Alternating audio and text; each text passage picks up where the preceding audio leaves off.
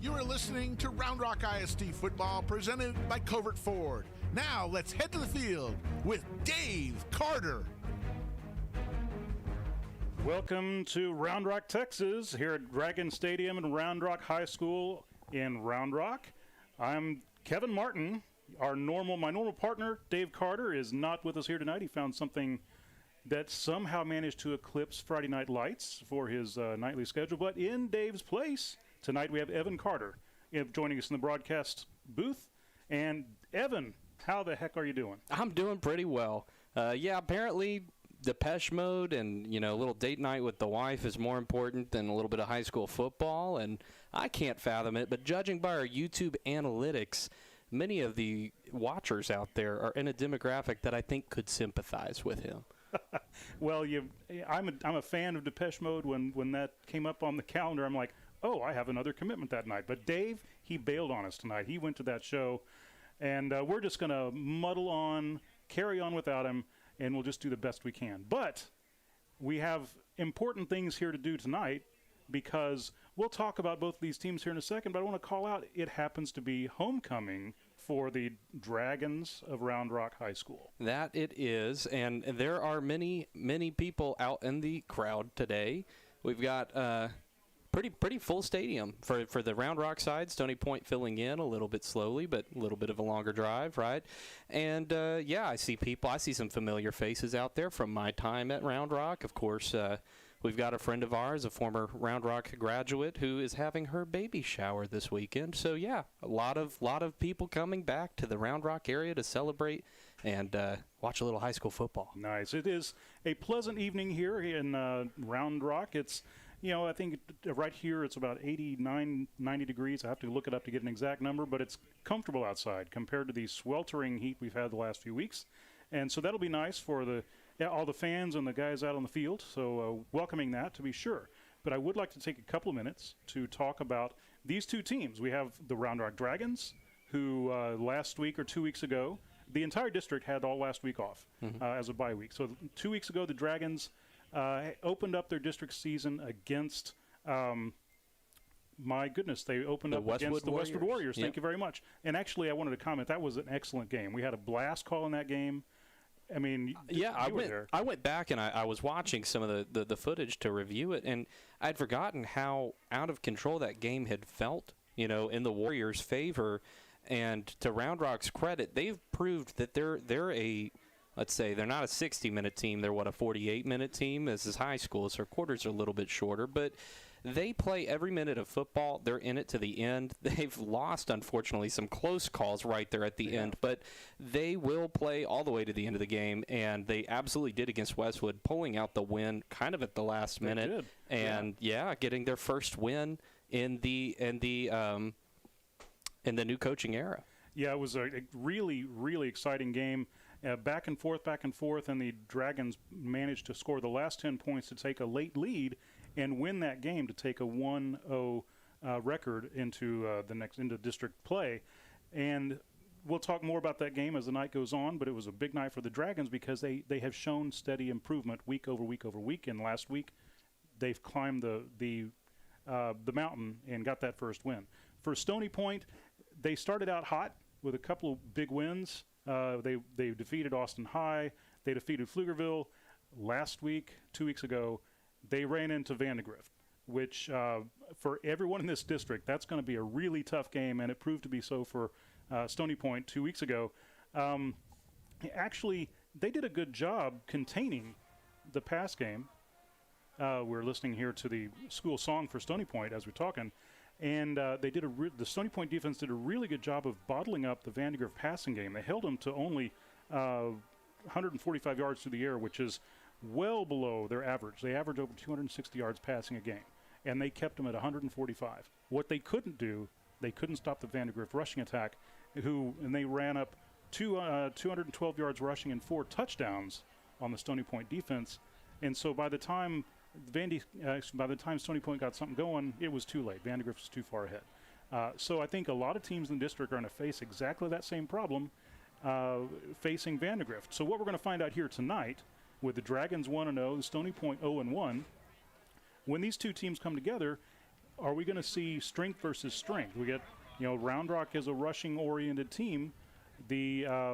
Actually, last week, the Stony Point Tigers were a rushing-oriented team. So they got most of their yards on the ground, and we'll see how that sort of goes. What do you think? Yeah, I mean, I think it's going to be an interesting matchup for sure. I mean, you've got, Reggie Hurley and you've got Moose, certainly prepared to have a strong game. But at the same time, Round Rock's defense, you look at that, they've had good success against the run, and it's really the passing game, the short passing game that's burned them a little bit. So with both teams, they may have to, step a little outside of their offensive comfort zone, go to a different look, because, what is traditionally successful for them is also what the defenses are most prepared to handle. Yep. And it's going to be interesting to see how that plays out tonight. And I mentioned before, it is homecoming, so we're going to have a homecoming for the Dragons. It's going to be a slightly different feel for the broadcast tonight.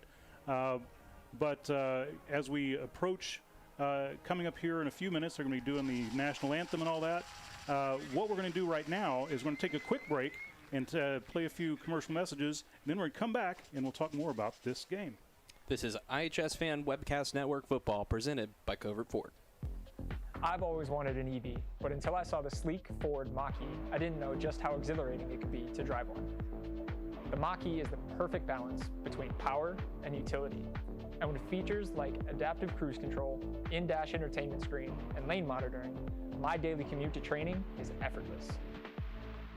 If you're looking to make the move to the Mach-E, visit Covert Ford in Austin, where you'll become part of the family. CovertFord.com. If you're looking for a special medical spa to bring out the beauty that's in you, come visit us at Ginger Allure Med Spa. At Ginger Allure, we treat our staff and patients like family. We're here to embrace, enhance, and showcase your natural beauty with a full range of services such as injectables, laser treatments, permanent makeup, microblading, and more. We provide free consultations for all of our services to answer any of your questions. Visit us online at gingerallure.com or give us a call at 512-709-0161. Ginger Allure Med Spa, the classic approach to a new you. Are you looking for a little something extra to get your business noticed? At Ideal Signs, they specialize in custom signage and large format digital printing in a variety of media. Their in-house design department can work with you to create custom artwork to your specifications. They'll work with you to conceptualize, design, and produce any custom projects or idea that you might have. Call 512-930-7446 or visit signsforsports.com. Ideal Signs, family owned and operated since 1969. The Lodge Poker Club is a members-only card club offering a wide range of daily and tournament gameplay. In Round Rock, just off exit 251 on I-35, the Lodge now boasts the largest card room in Texas with 82 tables, comfortable chairs, and 40 75-inch TVs. The Lodge provides fully trained dealers and on-site security with state-of-the-art camera system to ensure the comfort and safety of our members. Open 24 hours a day. More information at thelodgepokerclub.com or call us at 512-614-4045. Visit Maze Street Boutique in Round Rock for all your shopping needs. Whether you're looking for a special gift or that perfect outfit that everyone will love, we have you covered. Come visit us in-store or shop us online at mazestreet.com. We appreciate your business and thank you for shopping local.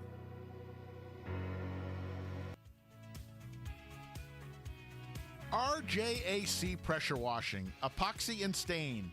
Veteran-owned and operated, serving Central Texas. For the last 10 years, residential and commercial services available, here for all your decorative flooring needs. Call us at 512-593-8567. That's 512-593-8567.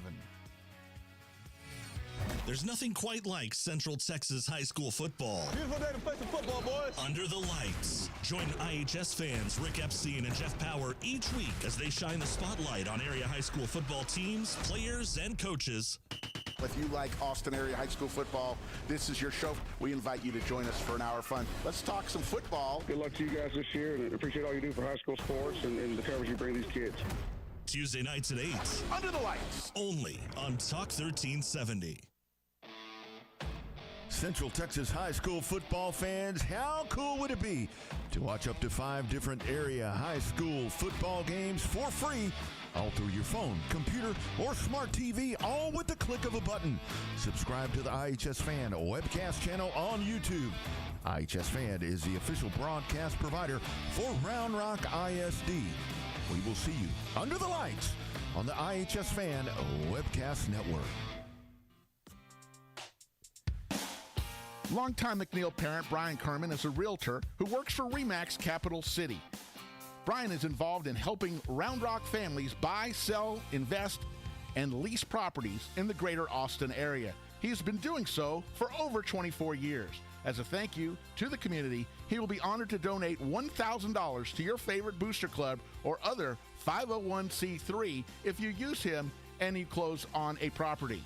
We hope you will contact Brian for all of your real estate needs at 512-921-4490 or at briankerman@remax.net.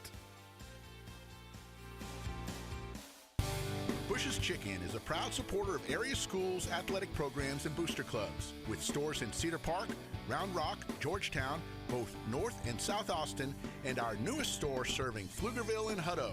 Bush's serves the Texas standard in real hand-battered fried chicken and crispy tenders, tasty rolls, and that famous Bush's sweet tea. Bush's Chicken, proud supporter of area schools, athletic programs, and booster clubs. The Texas standard. Bush's Chicken. It's good, good, good.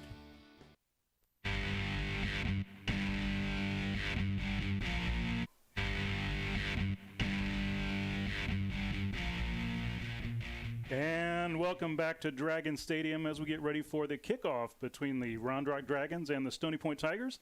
The Dragons have come out of the tunnel and out on the field, and they're getting lined up. The Stony Point Tigers have yet to take the field. I believe, they're just coming out of the locker room and getting lined up in their tunnel. The fearsome Tiger on the far corner of the sideline. And then we'll get ready for the coin toss, and we'll have the national anthem shortly after that. But did mention before that this is homecoming for the Dragons, and actually the Dragons have played Stony Point on homecoming a couple of times. They're tied at 1-1 in the series for the Dragons homecoming game. So it's the rubber match, if you will, for the Dragons tonight to see who gets the honors on Round Rock Dragon homecoming. Friend of the program, Bob Brinkman, has sent us a few stats. We'll throw a few of these in throughout the night, but for sure want to throw out that this is the 70th homecoming game for Round Rock, and they've, as you normally would expect for homecoming games, they've done pretty well. They've won 6 of their last 10, actually 8 of their last 10, and they've won the last 6 overall in homecoming games for the Dragons. Yeah, I mean, homecoming's always a big deal, right? And you always want to kind of schedule it out in a way that's favorable to you, but Stony Point has proven that they're not a bye week, and they have come up and bit the Dragons more than once. And so I'm sure they want nothing more than to come out onto the Dragons' turf on their homecoming and deliver a loss to them, kind of punch them right in the mouth, right, where it hurts. So, yeah, it'll be an interesting night, I'm sure, full of a lot of emotion. You know, this matchup is one of the few matchups in Round Rock ISD that features, 2 high schools that share a feeder school, right? And Walsh Middle School being a split school between Stony Point and Round Rock. So some of these guys out here, they may be on different sides of the field tonight, but they used to play together back in high school or in middle school football. And so that's a whole nother added element, added depth to this game. Of course, it represents a bit of a house divided for the Carter household, my brother and I both being Round Rock graduates, but my mother being on the faculty over at Stony Point. So, yeah, I mean, close community game. Everyone knows each other. A lot of emotions. It's going to be a fun game. It absolutely will be a fun game. And in the overall series between Stony Point and Round Rock, as you watch the coin toss there on the camera, we'll talk about that in a second, the Dragons win the overall series 16-7. 16 wins for Round Rock, 7 for Stony Point. But here we go. We get the coin toss, and I was looking down on my phone. I missed who won the toss. I don't know, but both teams seem happy. So, can you really blame them? That's all you really hope for. We're happy after the toss. I apologize, folks. I should have been watching that a little closer. Here comes the honor guard as we get ready for the national anthem. And we'll talk a little bit more here for just a minute. Homecoming, 1-1. We talked about that. Oddly enough, Round Rock seems to do better in this game when it's later in the season. Looking at the historical scores, the Round Rock has won 6 of the last 10 against Stony Point when it's later in the season. And I think, to that point, Round Rock being a larger school is going to have a little bit of depth on their roster that Stony Point, just due to size, isn't going to have. So Round Rock probably favors against most programs when it comes to the depth of the season and getting later in there as injuries come in and players get, banged up. We're going to pull up the stadium mic so you can hear the anthem.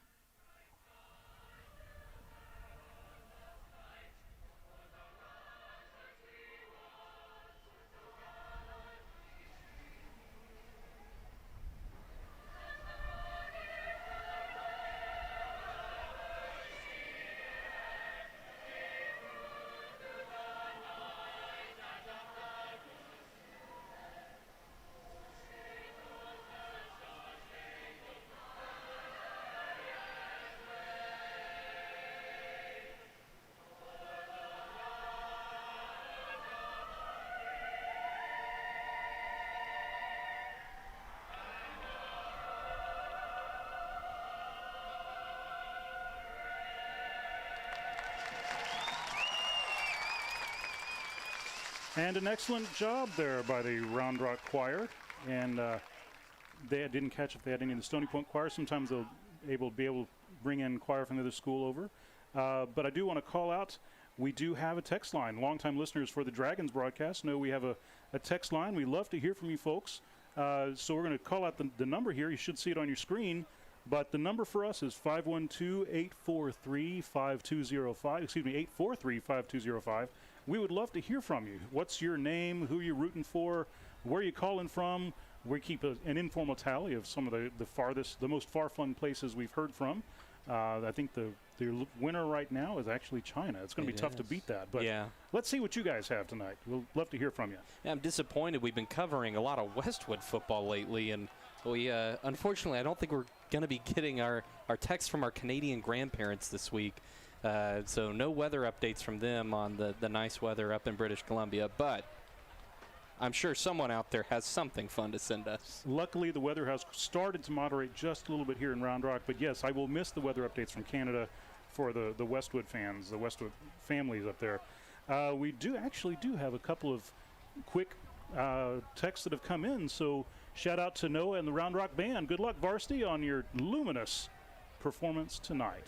I didn't mention who you are, but if you want to text back, we'll give you a shout out there as well. But shout out to Noah.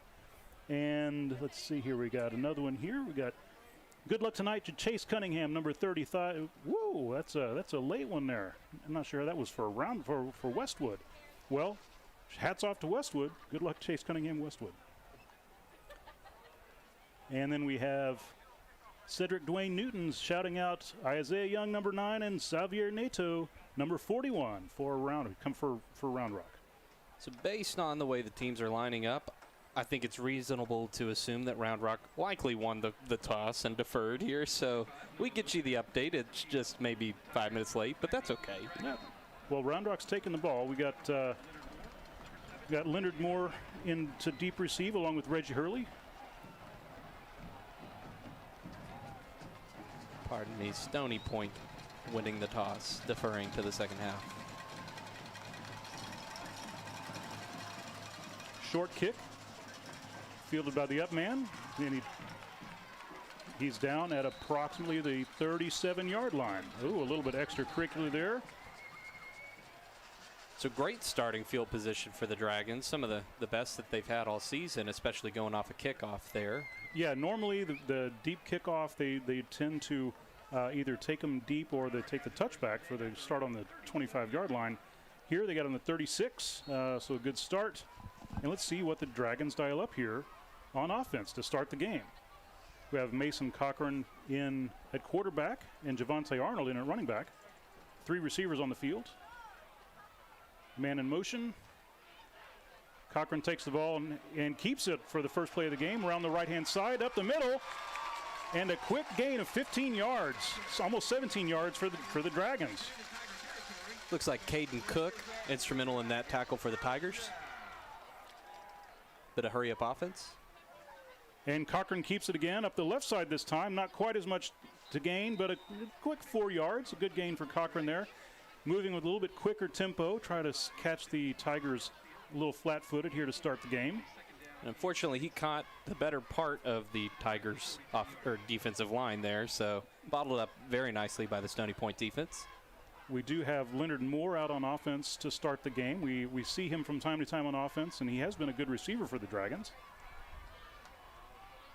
One running back in motion. Cochran hands off. Keeper, and he keeps it around the right side. Breaks a tackler around up the sideline to the 22. A gain of another 15 yards. I have a feeling, just judging by the past, play calling strategy from the Dragons, we're going to see a lot of Cochran tonight. I think you're right. Do it till it doesn't work.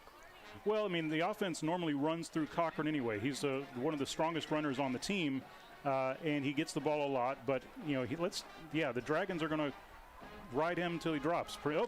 Loose snap down below. Cochran picks it up, runs around the left side, evades a tackler, back to the original line of scrimmage, and he gets a first down. Unbelievable. That is amazing awareness. Looks like one official is marking him back a little ways. And there is a flag on the play. That would explain it, yes. And I think it's going to be holding on the Dragons. I saw some that looked suspect, and I think the official might have seen it too. I agree. That is a holding call, and looks like from the position of the flag, it looks like the Dragons are going to end up with a nice little penalty. See if it's only 10 yards or if it's back behind the line of scrimmage. Looks like a 10-yard penalty. Yeah, 1st and 20 for the Dragons.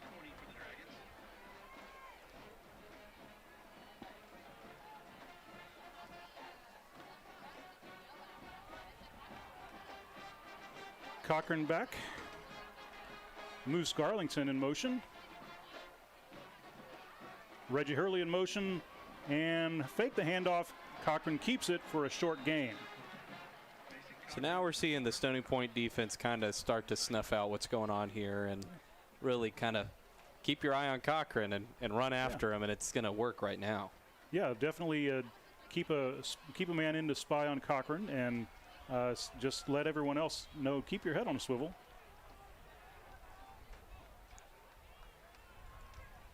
Cochran back to pass, lets it fly, and it's a catch by Reggie Hurley on the sideline. Keeps his feet, but a big hit by Stony Point, number 1. That should be Caden Cook, who, by the way, if I read the tea leaves correctly, he committed to Cal Berkeley today. Oh, big deal there. That's a big deal for Caden Cook. And I hope I got that one right, but that's what I saw. But congratulations to that young man.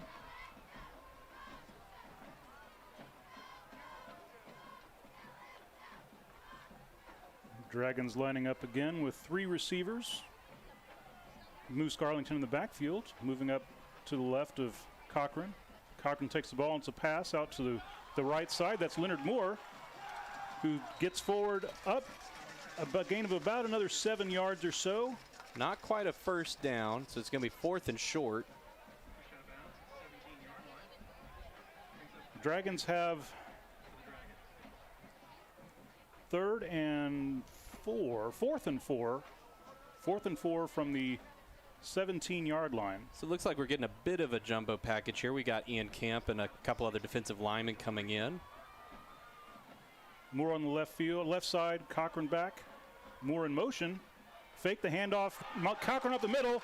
He has plenty for the first down. Gets down to about the 9-yard line. First down, Dragons. Yeah, bringing in a couple of defensive linemen for the Dragons just allowed them to bully Stony Point's defensive line a little bit more than is usual and create a little channel for Cochran to run through. Get a few different receivers out here on the field. We've got number 87 out here. We want to give a shout out to Elijah Ellis. He's been on the Dragons varsity squad a couple of weeks now. We missed him the first week he appeared, but we got his number right now. Javante Arnold coming off late. That's going to be a substitution infraction. Had too many men on the field in the huddle, and the Dragons are going to march backwards 5 yards.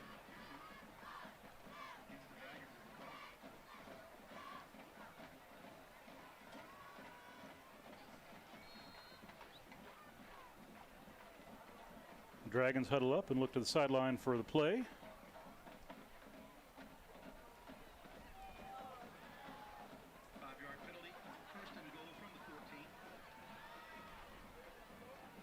Cochran back to pass. He handed it to number 21, who on my roster is Joaquin Maldonado, who's listed as a tight end. But don't normally see a tight end line up in the backfield like that. Looks like Tristan Butler for the Tigers snuffed that one out and just came straight through. Straight through the line and brought him down. Reggie Hurley's back on the field for the Dragons with Leonard Moore lined up out to the left side. Two receivers to the far side of the field. One receiver on the right that looks like Mark Haramuru, who's in motion. Mason Cochran takes the ball, runs around the right side, lowers his shoulder and powers through a defender, gets down to the 5-yard line. Nice gain to get up to the 5-yard line for a 3rd and goal from the 5.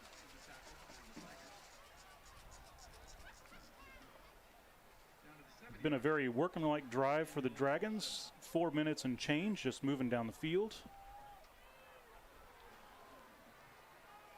Hurley moves up next to Cochran. And that looks like it's going to be. It could be false start, but there was a motion. We'll see if the Dragons drew him off. I think they drew him offsides. I think that's going to be offsides on the defense. That is offsides, so half the distance to the goal line there. Move the ball up to around the 3.5-yard line. 7:30 left to go in the first quarter. So both teams making some early game mental errors here, kind of offsetting, both of them getting penalties and kind of moving everything around the field, up and down.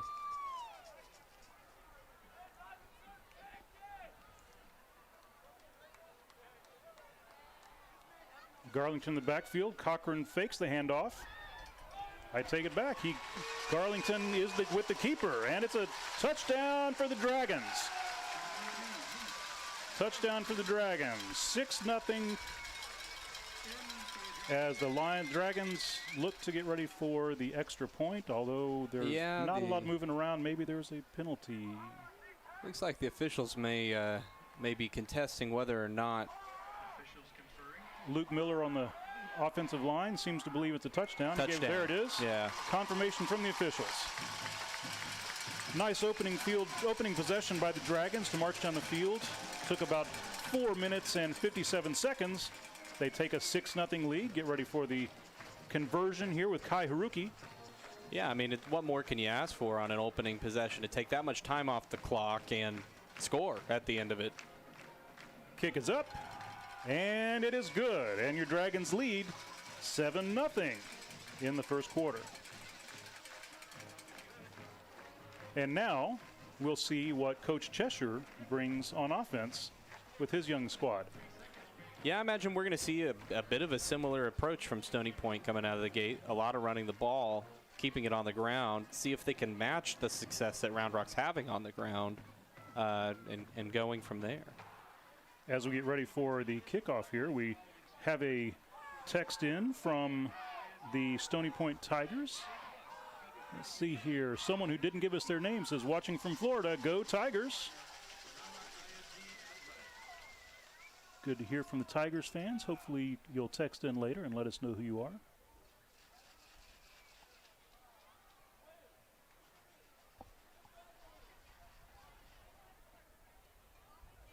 We got a shout out for Andrew Gomez. Let's go, Andrew Gomez, number 12, from his former coach in El Paso, Texas. Yeah, I was actually doing a little perusing of the high school recruiting sites as one does when they're in this industry. And it looks like Andrew Gomez getting a little bit of attention. He's a junior receiver for Stony Point, and he was at the Texas Rice game a few weeks ago as a invited recruit. So a player that has the potential to make a big splash. Gibson Granger with the kick for the Dragons went to the far left side of the field. And the Stony Point Tigers return it all the way around the side to the far left side for a really excellent kick return. Giving them even better starting field position than even what the Dragons have. Officials mark him out at the 41-yard line, so fantastic return for the young man there. I didn't catch his number. I was too busy flapping my gums.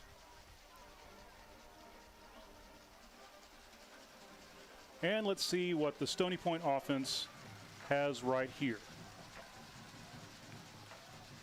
Number 5 for the Tigers, Kenneth Calbus, and it's a muffed snap. They fall on it quickly before it can get away from them. As frustrating as the loss of yardage is on that play, Stony Point made the right move to just get on the ball. It looked like for a second he might try to pick it up and go run with it, but that sometimes really doesn't go well. So getting on the ball, getting the possession back, and making sure you can live to fight another day. Yeah, it's definitely better to keep the possession than try to do something heroic and make an even bigger mistake. But the the Tigers have now an even bigger mountain to climb. It is now 2nd and about 24. Calbus back to pass. And the ball slips out of his hand, and the Dragons fall on it. My goodness, it looked like he was pump faking the ball, and he saw a receiver, but it fell out of his hands, and the Dragons fall on it. Looks like it was number 97 for the Dragons, Elliot Stickler. It was really strange watching it on the camera. The ball bounced off the ground into his hands. Yeah. Like as if it was meant to be there. I don't think it could have gone any better for the Dragons. An unfortunate turnover for the Tigers early in this game. Really unfortunate for the Tigers. It was Calbus looked like he had a man open he was trying to get to, just got out of his hands. So this, unfortunately, may not bode well for the way the rest of the night could go. This is what happened against Vandegrift 2 weeks ago. The second possession, they coughed it up early, and the Vipers were able to capitalize. Here on this possession, we have Javante Arnold around the right side, and a quick score for the Dragons. Touchdown of 23 yards.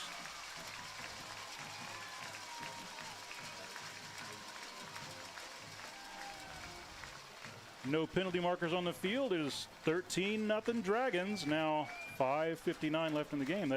That entire switchover from the Dragons' first touchdown to the Tigers' possession, and now the Dragons' second touchdown, took 1 minute and 8 seconds. Haruki up with the kick. It is through the uprights, and it is good. 14-0. 5:59 left to go in the first quarter. You know, with how much Cochran was running the ball on the first drive for the Dragons, I think it caught Stony Point off guard a little bit to see someone else, almost like they forgot there was a running back. It was great play design by the Dragons offense, and it you know, when you get around to the outside, he's going to be gone. Well, he's got legs. Yeah, the Dragons have demonstrated early in the season that when they're able to get a man outside in space, they have the speed to pick up some really big chunks of yards. That's certainly the case here. There was not a defender out there to bring Arnold down.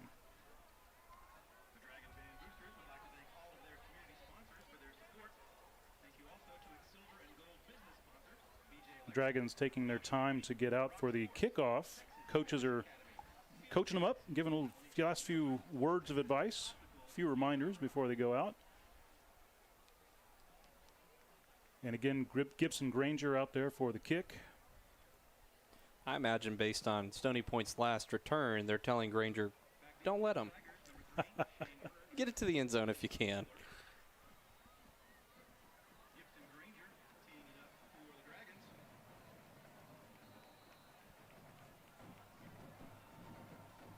For the Tigers in deep receive, we have number 3, Shane Werner, and number 4, Aiden Wheeler.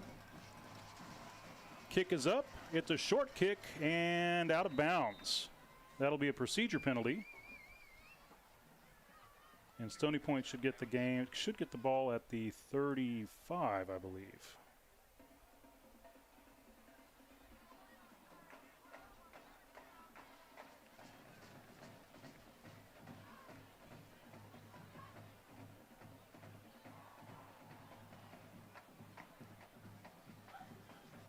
Correction, they're marking it at the 40. So once again, the Tigers have good opening field position. Last possession was on the 41. This time it's on the 40.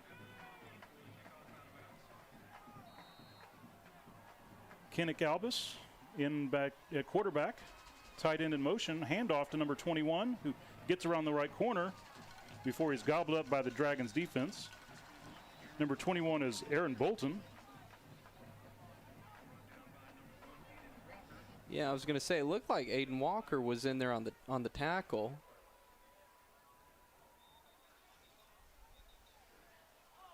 And looks like we mask. have, face mask on the Dragons. Yeah. So let's see, that'll be a 15-yard penalty on the Dragons, moving the line of scrimmage forward to the 45, the Dragons 45. And a really nice gift for Stony Point. Yeah, I was about to mention, I was kind of surprised to see Aiden make the tackle, being a defensive back so close to the line.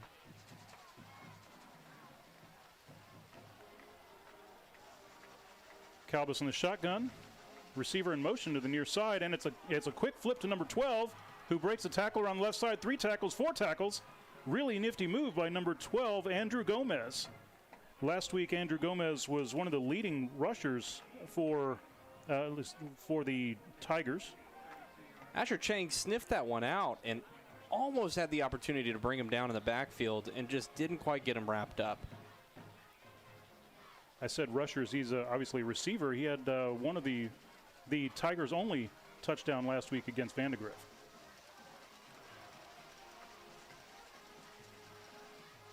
Calbus with the ball, hands off up the middle. The Dragons contained him quickly. Gain of about 4 yards. It's a nice gain on first down.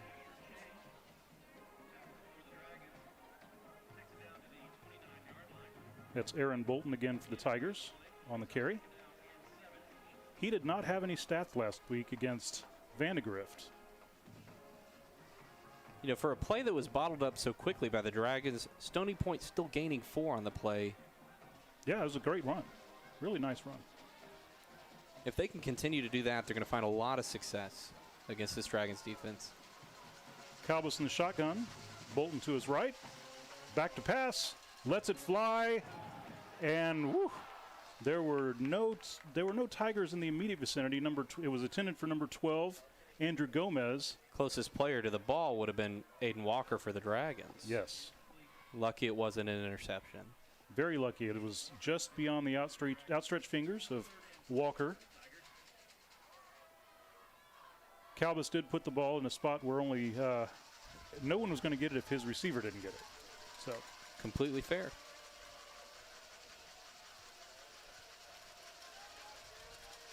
Tigers up to the line. Calbus sends a man in motion from the right. Handoff again. Oh, keeper from Calbus. And he's got a first down for the Tigers. Cuts back inside for a gain of about 8, down to the 21. That's why I try to keep a wider camera angle now, because he had me bit. Yeah. So many of these players are so good at running that little zone read and faking the handoff. It gets us all the time watching Cochran do it, and Calbus did a good job there, faking the handoff and keeping it for the nice gain in the first down.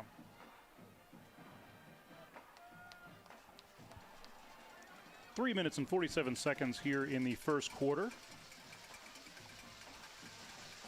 It is 1st and 10 from the 21-yard line, the Dragons 21. Calbus in the shotgun, sends a man in motion. Quick toss out to the right to Gomez, number 12, and that's a gain of 5 yards.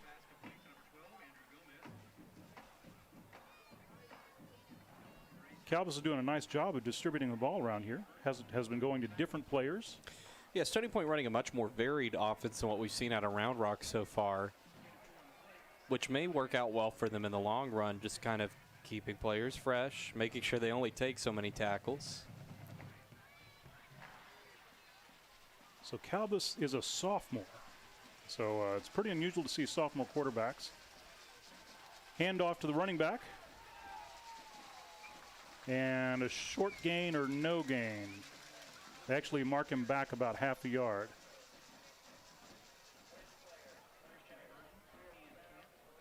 Looks like that was Oliver James, the running back, number 0 on the carry. So certainly uncommon for sophomore starting quarterbacks, but Round Rock's very own Mason Cochran, former sophomore starting quarterback. That is true. He wowed everyone 2 years ago as a sophomore starter. He's been leading the Dragons ever since. Calbus back to pass. He lets it fly down the right side, and it just incomplete. There is a flag on the play. at about the 20-yard line. I'll be interested to see what this is. Possibly defensive hold. They called offensive holding. The back judge on that called the penalty. Normally you'd see the offensive, the referee call that one. So holding on Stony Point. Let's see where they mark the ball. It should be around 3rd and 17 is what it looks like. Well, the Dragons declined it. Yeah, they're preferring the 4th down over the field position. Yeah. I believe this is a field goal unit coming in for Stony Point. You are correct, sir. Number 36 for the Tigers, that is, or excuse me, 35, Noah Lopez. Snap is up, kick is up, and no good. Yeah, I think the kicker was feeling the pressure on that. The Dragons got around the outside on that and really got close to making contact with the ball. Kicker probably put it up a little quicker than he wanted to. Well, that was a really nice drive for the Tigers. They just weren't able to put points on the board at the end of that. They're going to be a little disappointed in that, but really, to move the ball that efficiently, they moved it 50 yards in about 3 minutes. Very good play, very good execution by the team other than the long holding penalty. Cochran takes a snap and keeps it around the right side, and he keeps turning, breaking tackles, more tackles. Great block by number 11, Haramuru. Cochran still moving, breaking tackles on the right side. A gain of over 20 yards. They mark him down at the 44-yard line here on the near sideline. Hunter Alvarado for the Tigers, eventually forcing him out of bounds. Yes, to your credit, Stony Point has nothing to hang their heads on that drive. And I really do like, to your point, they're getting a lot of different looks out there. They're showing they have a varied offense. They're showing they have a lot of playmakers, and that may give them sustain. Dragons ready to snap. Cochran sends a man in motion, number 23. Hands off to, looks like, number 0. That's Javonte Arnold. Short gain of about almost 3 yards. And once again, Hunter Alvarado in on that tackle, having a great defensive game so far.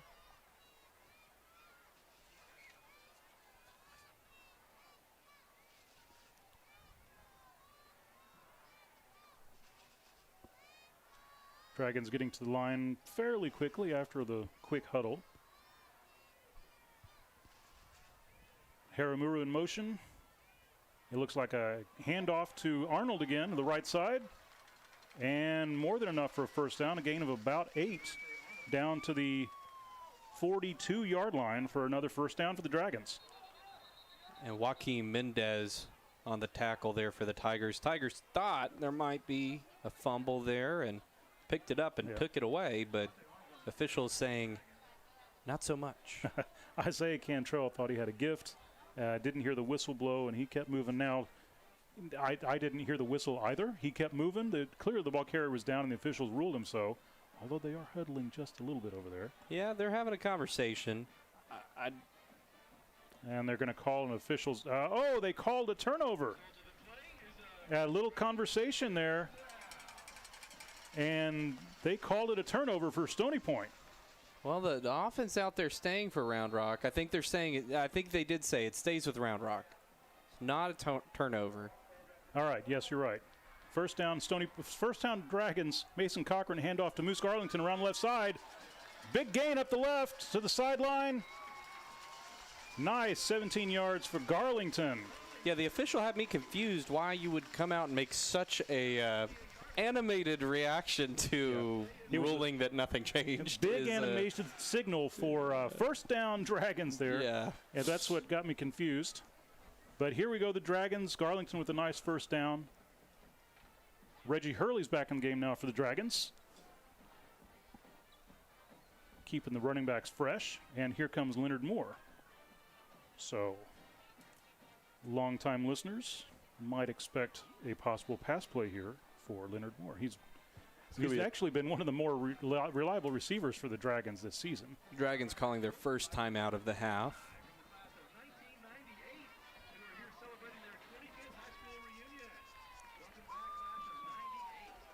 And here we go. PA system announcer shouting out that a good collection of members of the class of 1998 here to celebrate their 25th homecoming, 25th high school reunion.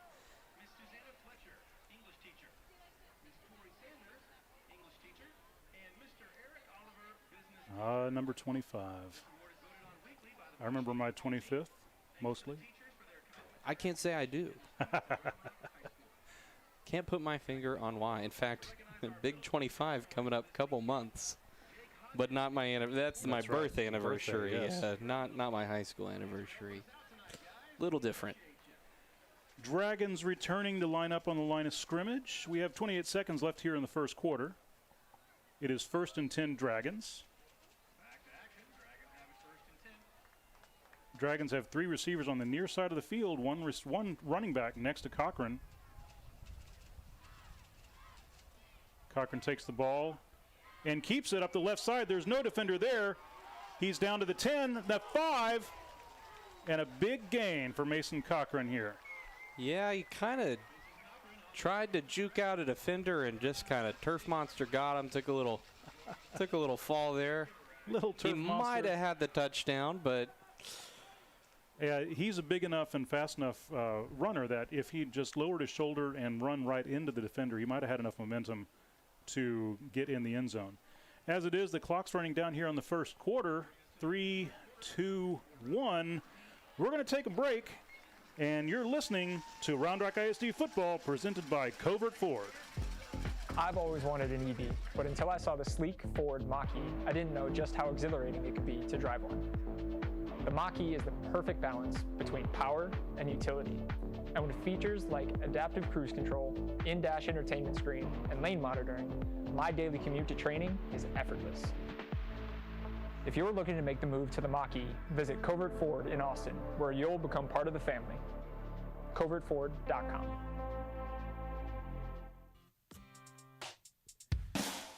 Longtime MacLeod parent Brian Kerman is a realtor who works for RE/MAX Capital City.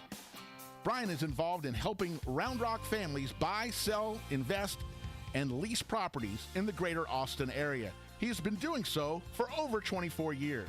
As a thank you to the community, he will be honored to donate $1,000 to your favorite booster club or other 501c3 if you use him and you close on a property.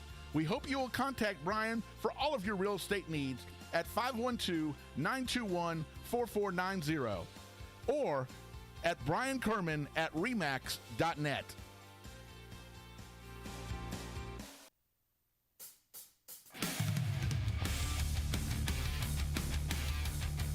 We're back at Dragon Stadium. Cochran with a handoff to Javante Arnold. Short gain there on first down, and 1st and goal. Arnold got the ball for a gain of about 1 yard up the middle there. 2nd and goal from the 5.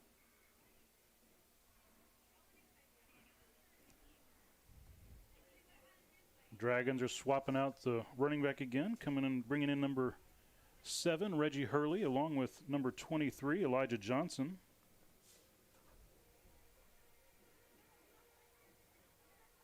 Three receivers, 1 running back for the Dragons. Haramura in motion. Cochran keeps the ball, moves forward on the right side, just leans forward with the ball. They marked him down at the 3-yard line. 2-yard gain. He found a gap there that I wasn't seeing. I thought he was going to go all the way to the sideline, try and kind of get around the outside, but just shifted inside 2 defenders and got positive yardage. Dragons bringing in their jumbo package here. At least Justin Lee possibly as a fullback. Over the years, they've had pretty good success doing this jumbo package. Cochran takes the ball, fakes the hands off. And nicely. Yeah, contained by Stony Point. Yeah, a little bit of extracurricular activity on that play. Running halfway down the field. Not quite sure why. Officials mark it as no gain for the Dragons. It's now 4th and goal from the 3. Yeah, it's decision time, but you're up by 14. You don't have a whole lot to lose. Worst case, you're putting Stony Point in some pretty tough field position here. And Stony Point defense absolutely gobbled up the running back. I believe that was Reggie Hurley on the carry. The defense was all over him there. Yeah, I mean, a great defensive play, and you're keeping the Dragons out of the end zone. That's a lot to take. You know, in terms of momentum, you can build off of that. Now you got to string together a nice a clean drive, turnover free, get down the field, and it's anyone's ball game. Well, in the last possession for Stony Point, they missed their field goal, and for the defense to come out and stop the Dragons and keep them from scoring, you're right, that's a change of momentum in the Stony Point's favor. They do have a long field here. That's 97 yards they've got to march. Looks like it's officially 95 because they tackled Hurley behind the line of scrimmage for a 2-yard loss. Let's see what Calbus does here for the Tigers. And the Dragons are going to be called for an offsides here, I believe.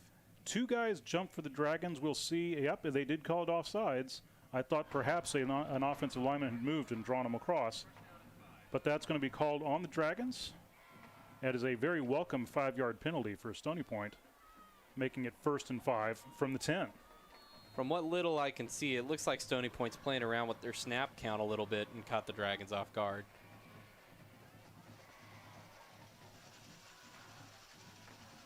Two receivers for the Tigers. Gomez in motion to the far side. Calbus hands off to the running back, who moves forward for a gain of about 2 yards. It's now going to be 2nd and 3 from the 12.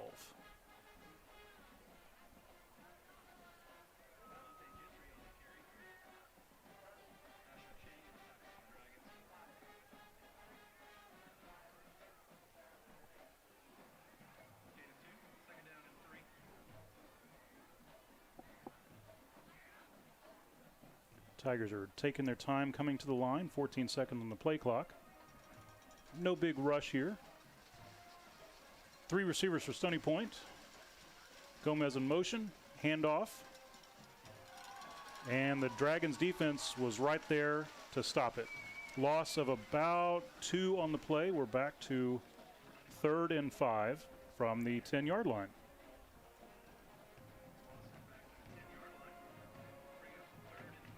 Left side of the Dragons defense just was ready and waiting for that one.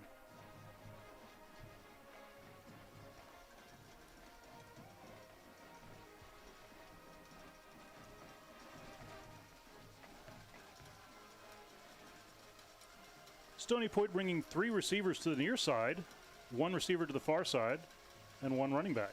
Calbus is back to pass. He's scrambling around the left side. There's a lot of field to work with over there.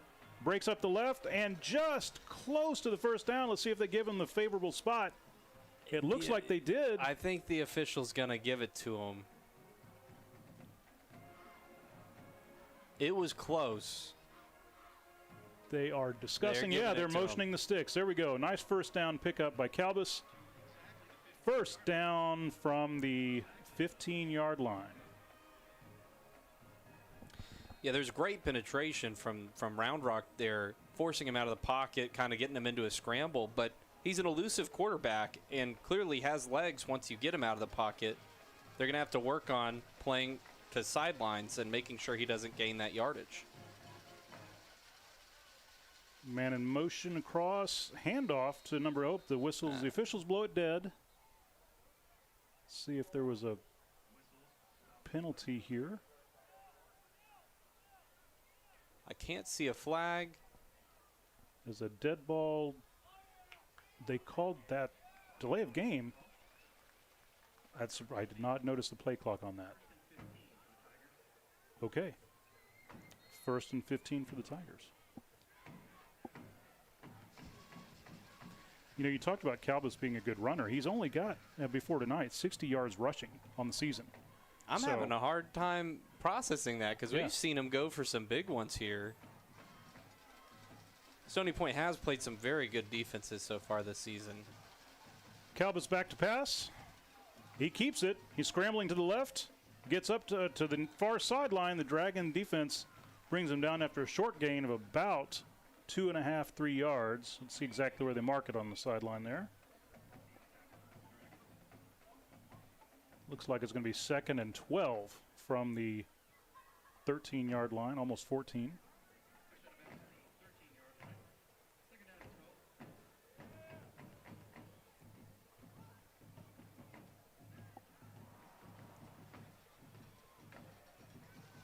3 receivers for Stony Point on the near side.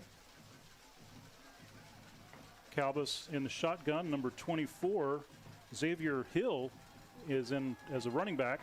Calbus lets it fly and throws it out of bounds. Throws it away on the far sideline because he was under duress. Once again, great penetration from that Round Rock defensive line. Of course, Ian Camp being a big part of that. Chasing the quarterback down, forcing him to let go of the ball. It is now 3rd and 12 for Stony Point. 6 minutes and 55 seconds left in the second quarter. Ball is on the 13-yard line.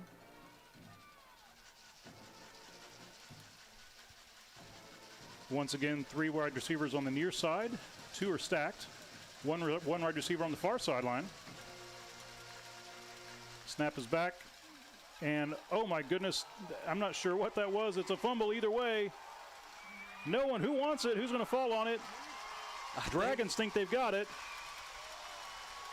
I think the officials are going to take some time to discuss this. They've thrown a flag on the play. There is also an official that was marking the ball back as if the play was dead.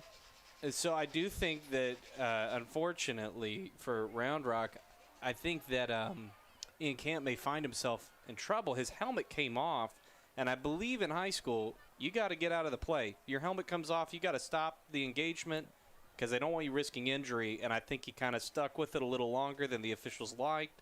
That may be coming against the Dragons there. We'll see how they decide on this. Yeah, this will be an interesting call. There are multiple officials debating this one over there. Stony Point offense is still on the field.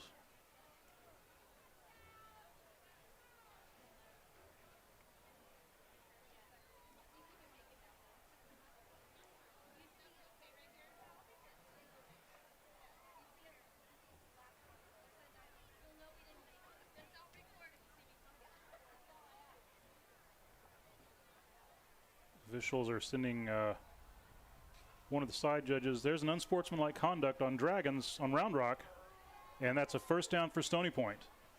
So I believe that's sometimes they'll just call an illegal participation on the player for continuing to play without the helmet. It looks like in that case they called it unsportsmanlike conduct, or there was something extra going on in the play either way. There could have been something that we didn't pick up on. It's just the only thing I was able to see with my eyes that could help explain what might have gone on that play.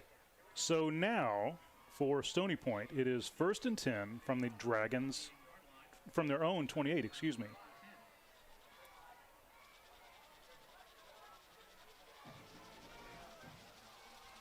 One receiver on the far side, one receiver in motion to the near side.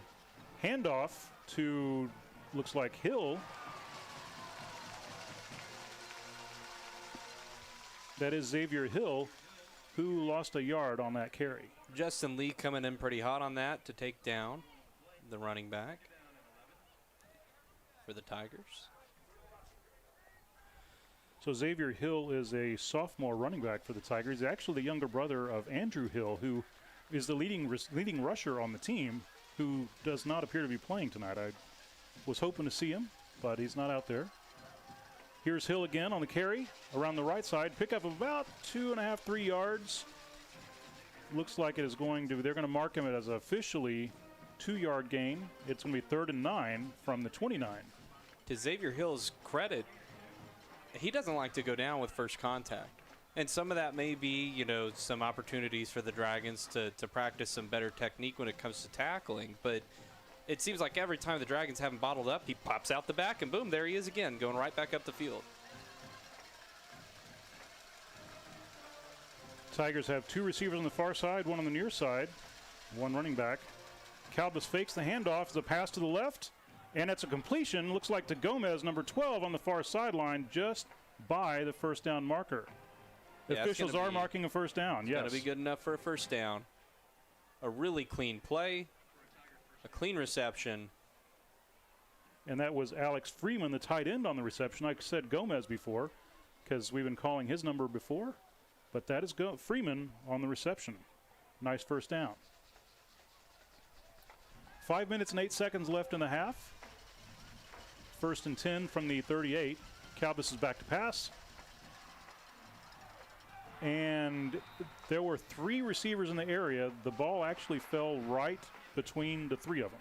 And I was going to say, Aiden Walker for the Dragons right there in with the receiver. A little bit of a scary pass. Yeah. Not quite clear who it was intended for. Yep. And Perhaps could have come the other way. Perhaps a little bit of a communication issue on who was the intended receiver there, but it did fall harmlessly to the ground. Tigers now have 2nd and 10 from the 38. 2 receivers in, 2 running backs.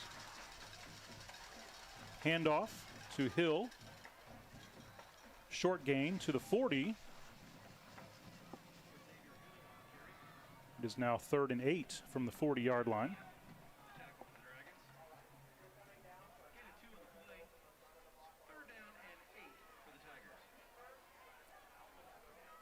.435 on the clock, still rolling.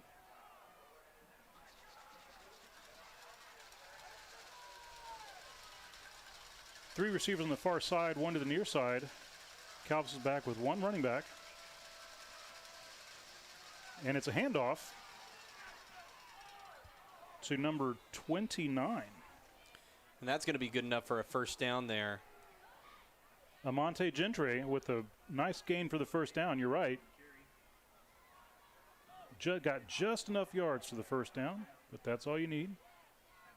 You know, this has been a really great drive for the Tigers. It feels like they're averaging a yard per play with all the penalties and the way they're running their offensive scheme, but they're grinding clock time, keeping that defense on the field, trying to get them gassed, and more importantly, keeping that Round Rock offense off the field.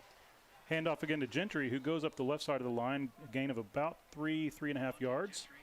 Well, you're right about keeping the ball away from Round Rock. It's one of the best ways to play defense against a strong rushing offense is just don't let them have the ball back. Shorten the game, take the air out of the ball, take the metaphor you want to use. 2nd and 7 for Stony Point from the 49-yard line.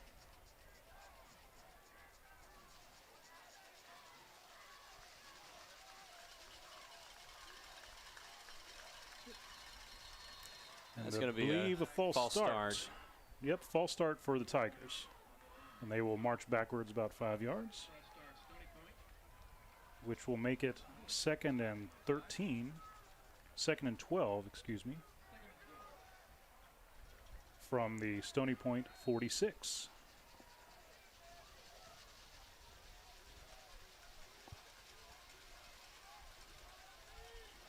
Four receivers for Stony Point.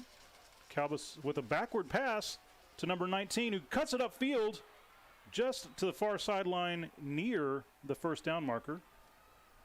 Willie Freeman, number 19, on that reception.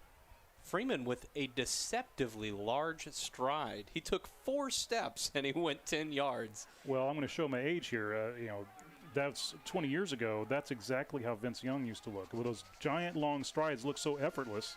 I'm not going to go out and compare him to Vince Young, but still, he looked very effortless. Handoff for the Tigers in the backfield, brought down by Justin Lee. A loss of about 3 on the play. That's going to be 4th down for the Tigers. In no man's land, yeah, right? Probably going to go for it here. This is a tough call for Coach Cheshire. Right now, it looks like he's keeping the offense on, but you could punt here. I mean, if they don't get it here, you're giving the Dragons a really short field. What we don't know yet tonight is how good Stony Point's punter is. My other concern here would be, if you don't go for it here, you're giving the Dragons an opportunity to be up by 21 points, and that's a point margin that can be a little tough to swallow going into halftime. It is, but, if it's me personally with only 2 minutes to go in the half, I would punt the ball away, play defense with them. The Tigers are going to get the ball back to start the second half. That's true. If you can keep them out of the end zone, you can still keep this a 7-point game if you can get in the end zone once you come back from half. You mentioned, questionability of, what does their punting game look like? Well, so far this season, our special teams extravaganzas throughout our games have been quite interesting to watch. Multiple negative yard punts we've seen across multiple teams. Yeah, it's been quite the special teams season. It has been. In fact, I think it was that Westwood game 2 weeks ago where both teams had a negative yardage punt. Yes, I think we've seen Cedar Park do it. I think we watched Round Rock do it at one point. I mean, everyone's done it, I think, once, and we haven't seen it before this season. So, yeah, we'll see where they go with this. And Stony Point does come out on offense. It is 4th and 5 from the Dragons' 47-yard line. 3 receivers to the far side, 1 to the near side. Calbus takes the snap, lets the ball fly, and it's a reception on the far sideline around the 38-yard line for a first down. Great play call there by Stony Point, caught by number 12, Andrew Gomez. It was a perfectly designed play. Gomez ran like he was doing a go route, and the defensive backs bit for Round Rock, and he just parked right there at the first down marker, wide open. That's all you need reception. to do. Snap and the handoff. Calbus on the keeper goes around the left side. He faked that one so well, I thought for sure the running back had it, and I was wrong. Well, the camera followed the running back, so you weren't the only one. Calbus goes around the left side for a gain of about 3.5. Looks like they're going to give him 3 on that. 2nd and 7. There's 1 minute and 20 seconds left on the clock. Calbus calls for the snap, and he keeps it again around the left side. Justin Lee is chasing him, pushes him out of bounds after a gain of about 3 yards. That will stop the clock. Tigers will get to get ready for the next play at a little bit more leisurely pace.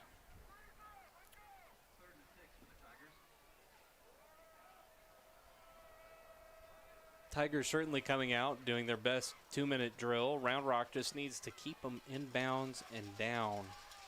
Burn the clock.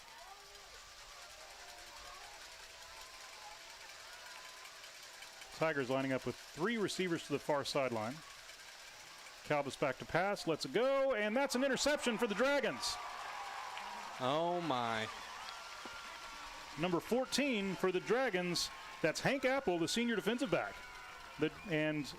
Wow, that's the same play they ran just a couple of minutes ago to the receiver, to the tight end Freeman, but that time Apple just turned around and the ball was right in his face. Fool me once. Yeah. Can't get fooled again, apparently, for Hank Apple. Where's the who? You need to play Won't Be Fooled Again. Excellent work there by the Dragons defense. Tough break for Calbus and the Stony Point offense. They did complete one of their objectives there in shortening the clock. There's now 1 minute and 7 left in the first half. Dragons have the ball 1st and 10 from the 24-yard line. I won't be surprised if they decide to run a play and then take it to the half.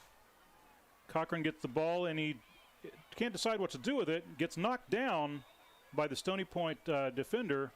Luke Miller fell on it.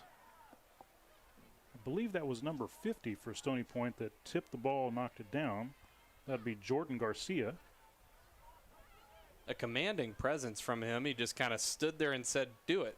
Throw it at me. It also could have been number 90, and I'm going to have a hard time with his name. Chima Onyayaka, I believe is how you pronounce that.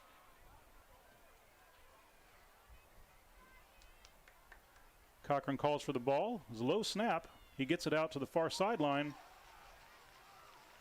And that looks to be enough for a first down. It's to Leonard Moore. Gain of about 12 for the Dragons' first down. 52 seconds on the clock. Cochran calls for the ball again.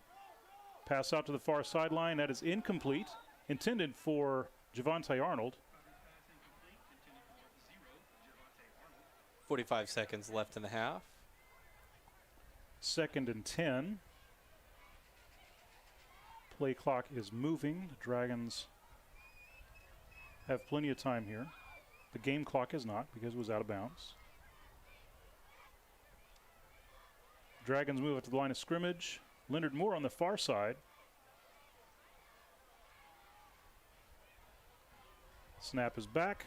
Fake the handoff to Arnold. Cochran's going to let it go. And that is well beyond everybody. Well beyond Moore, well beyond the defender number 3. That's Shane Werner. Still an impressive pass. He had a lot of strength behind that one. You talked before about how a lot of these guys, they could have gone to the same middle school. I know some of these guys train together. They have the same training program. And of course, geographically, Stony Point is probably the closest high school to Round Rock. I believe that's accurate. They may be two of the closest high schools to each other in the district. Cedar Ridge and Stony Point, you don't have to cross the interstate. Still pretty close between them. Cochran calls for the ball. Low snap again. Tosses it up the middle, and there were two Stony Point defenders right there. Number 32 was in a position to make a play on it. Lucas Garcia couldn't haul it in. Yeah, I want to say that one of the defensive linemen for Stony Point might have gotten a finger on that ball. You have to think that was a real wounded duck of a pass. Yeah. Of course, with the Dragons deciding not to take it to the half, there's still 30 seconds on this clock. 4th and 10 for the Dragons. As you said, Evan, 30 seconds on the clock. Number 9 just checked in for the Dragons. Isaiah Young, a senior tight end. Sort of a max protect there. We're probably going to get a little punt here from... they're going to go for it. There's a penalty on the play. Cochran takes a pretty big hit as he lets the ball go. And it's caught by the Dragons. There is another flag on the play by the receivers where the catch was made. Could be defensive interference. We'll see what's going on here in the backfield. I think they're going to say that this was maybe offsides on. You would think if it was a false start, they would have stopped the play. Yes, they should have if it was a false start. You're right. But it looked like a false start. Yeah. So we'll see what they do. We have offsides on Stony Point, which is declined, and pass interference on Stony Point, which is also declined. Wow. So what a great reception, throw and reception for the Dragons. I didn't catch who caught the ball, but now the Dragons are set up nicely. With 22 seconds to go, it's 1st and 10 on the 36-yard line, actually 35-yard line. Even better, it's the 20-yard line if I'll get my eyes checked. I was looking at the scoreboard. Yeah, I mean, throwing a pass into double coverage, I didn't like it. It made me uncomfortable, but I mean, it worked for Round Rock. They found a way to thread the needle and not only double coverage with defensive pass interference, and yet you still come away with the ball. Mm-hmm. An impressive reception for that young man. 1st and 10 from the 20 for the Dragons. There's 22 seconds on the clock. Cochran's with an empty set. 5 receivers. Cochran is back in the shotgun. Low snap again. He scrambles to the right side to make something happen. He evades a tackler, gets past the first down marker, and a touchdown. There's a signal. Touchdown, Dragons. Superman into the end zone. Mason Cochran. My goodness. Fantastic individual effort from Cochran on what was essentially a busted play with the low snap. I was thinking there was no way he's going to be able to do anything with that. He evaded a couple of tacklers, got down the far sideline for the touchdown, and now a chance with the conversion to make it 21-0. Kai Haruki is back. The kick is up, and it is good. Making your score, Dragons 21, Stony Point 0. 15 seconds left in the second quarter. And we got a little replay here of that touchdown.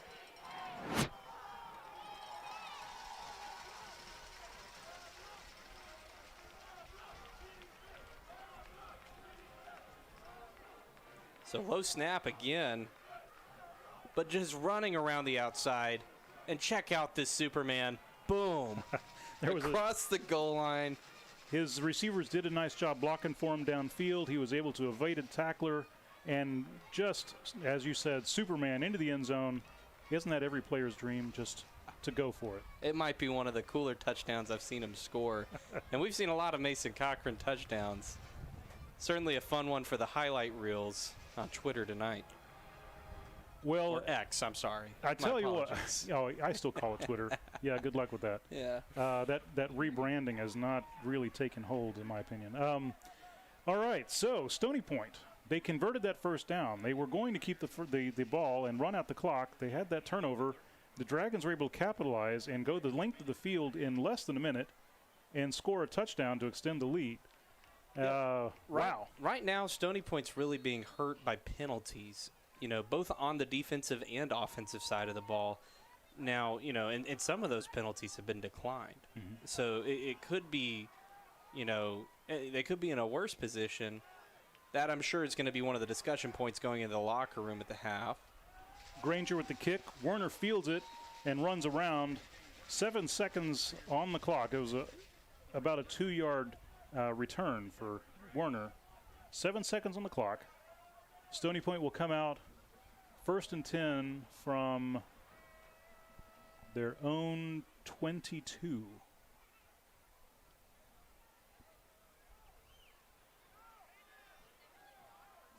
Round Rock choosing to keep the defense in a more of a prevent configuration. Also, prevent getting everyone on the field. As a defender late getting on, didn't realize he was in that coverage package. Stony Point hands off the ball to number 21, who evades a tackler, but the clock runs out. It is now halftime, assuming there's no penalty.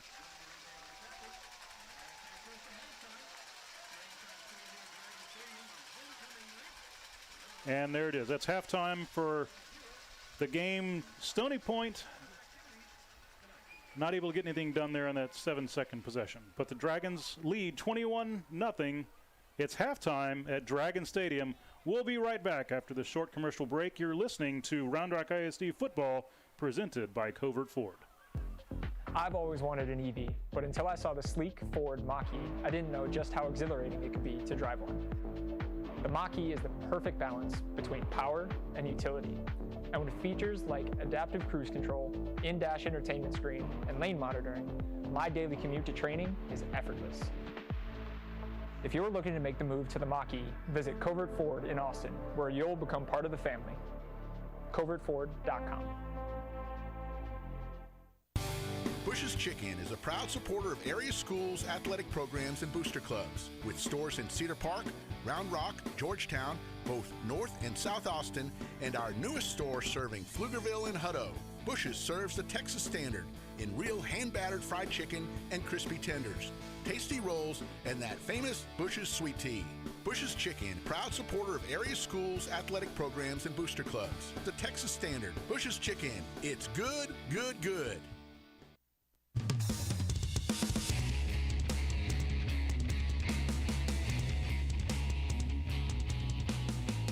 We're back at Dragon Stadium here in Round Rock, Texas, for the matchup between the Round Rock Dragons and the Stony Point Tigers. It is halftime. And as we look out on the field, we have the Stony Point Band and Drill Team coming out for their halftime show. We're going to turn up the field mic and let you all listen in on the halftime festivities. We'll be back after a few minutes.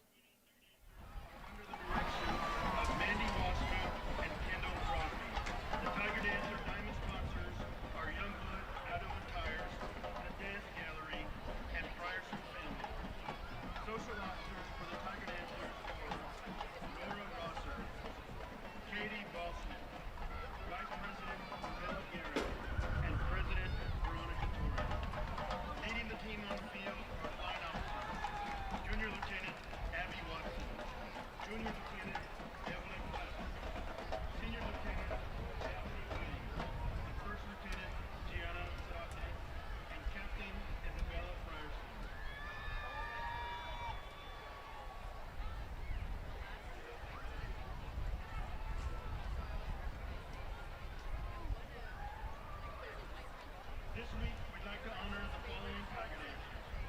Most motivated is Avery Stevens. Officer's Choice is Michaela Miller. And Tiger Dancer of the Week is Abby Watson. The Tiger Dancers would like to wish the Round Rock Dragonettes luck this season.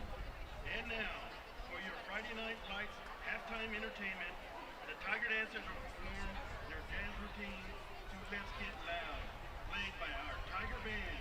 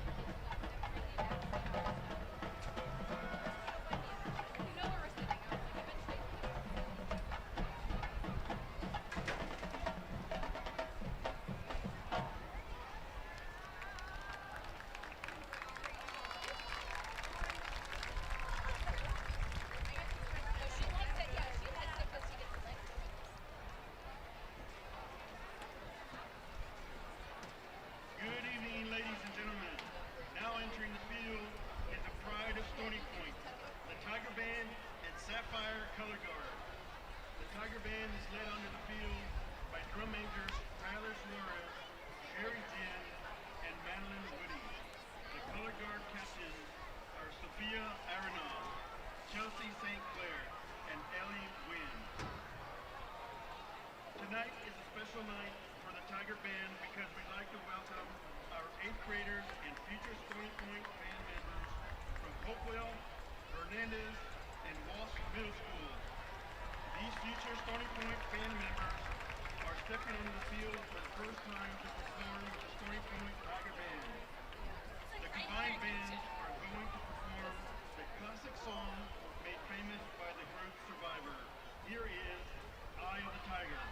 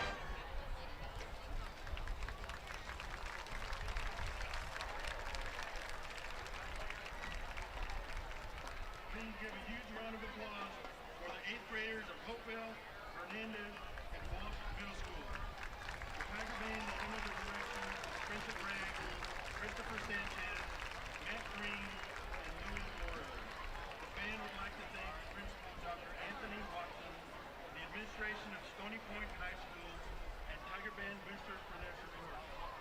The Tiger Band would also like to wish the Round Rock High School the Stony Point band marches off the field. They had their 8th graders with them out there to sort of celebrate the band program, give them a chance to come out for halftime with the Stony Point marching band. And now the Round Rock band is going to get ready for halftime. The Dragonettes are going to come out. Making an educated guess here, we're most likely to see the Dragonettes perform, and then the band will probably just take a position on the field and get ready for the homecoming festivities. That's my best guess here. Yeah, there's probably not enough time for a performance in there. Sometimes for games like this, the band will perform after the game. I don't have a word that that is the case, but sometimes that happens.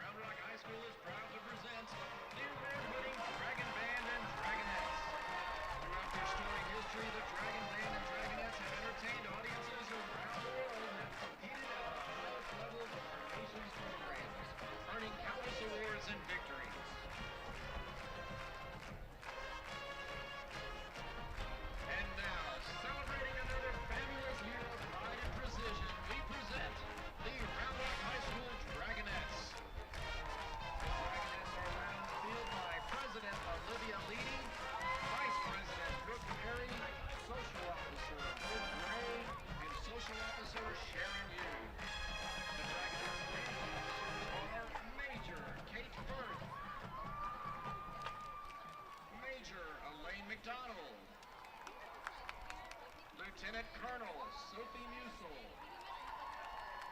and Colonel Warren Bradley. Congratulations to the Dragonette of the Week, Avery Brown. Congratulations to the Spirit Girl of the Week, Sydney Gladden. And congratulations to the Officer's Choice of the Week, Jessica Tan.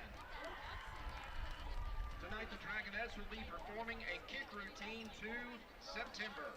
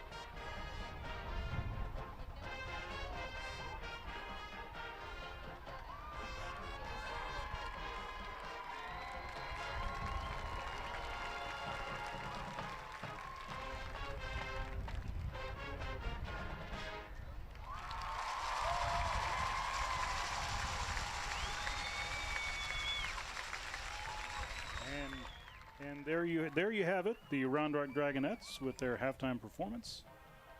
They're marching back. It looks like they are going to take up position as well for halftime homecoming festivities. As we wait for things to get rolling for the homecoming, Dragons homecoming, we'll give you a couple of scores. Last night, the McNeil Mavericks defeated Cedar Park Vista Ridge Rangers 7-6. Tonight, the Westwood Warriors are leading the Cedar Ridge Raiders for 24-0. That is, score is just before halftime. We do have a halftime score with Cedar Park Timberwolves trailing the A&M Consolidated Tigers 14-7. Over at Monroe Field, the Vandergrift Vipers lead the Manor Mustangs 41-0. In Westlake, the Westlake Chaparrals are leading Del Valley 21-0. And over in Pflugerville at the field, the Weiss Wolves are trailing the Temple Wildcats. That score is 11-7. Not a whole lot of surprises there. Mostly how you'd expect it to play out. You know, of course, Dragons played Weiss earlier in this season, and that's a pretty stout team. So I'm surprised they're trailing Temple. It is early in the second quarter there. They have plenty of time to switch that around. I never bet against the Temple Wildcats. That was the bane of my existence when I was in high school at Round Rock. We would schedule them for an out-of-district game on an annual basis and lose. So I won't fault Weiss for that one. Yeah, but like I said, we did play Weiss. Round Rock played Weiss early in the season. It was a season opener, and that was some kind of game. That's a great team. So for Temple to have the lead early in that game says something about Temple. And credit to the McNeil Mavericks, right? You know, having a stellar start to their season, and really they've had a couple good seasons now, really changing the trajectory of that football program and really improving the standing of this school district in terms of how it stacks against the rest of the district. Well, it's going to be interesting here. We're obviously this is week 2 of the district play, and we'll see how McNeil does. They have, I believe, they're 2-2 on the season, with now a district win under the belt. We'll see how they do going forward. Now we're going to turn up the stadium mic again and listen as we hear the homecoming court for Round Rock.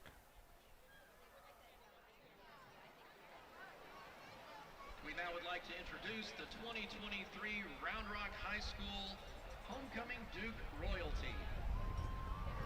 This year we have 3 Dukes: Preston Bennett, Camden Buzzle, and Lamar Williams.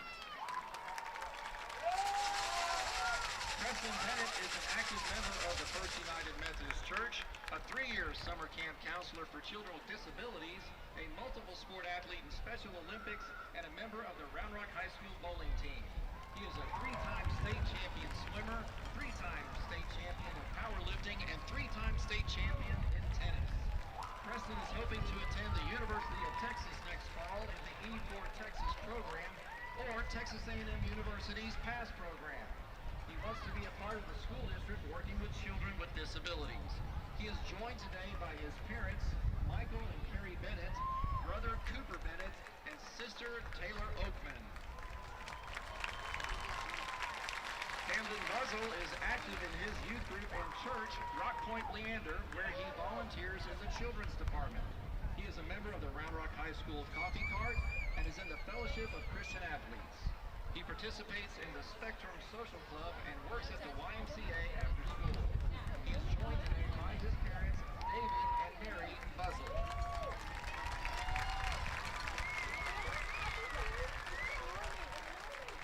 Lamar Williams participates in volunteer work, CBDI, Coffee Cart, and is actively involved in Special Olympics and basketball and track and field events.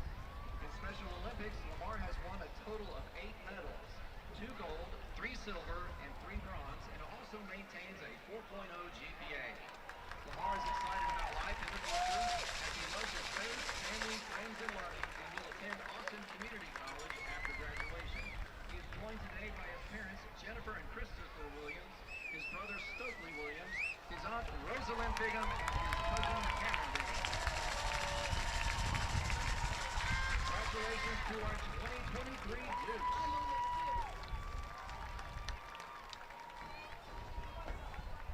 And now, we would like to introduce you to the 2023 Homecoming Court. These students were nominated by various Round Rock High School organizations and were voted to the court by the student body.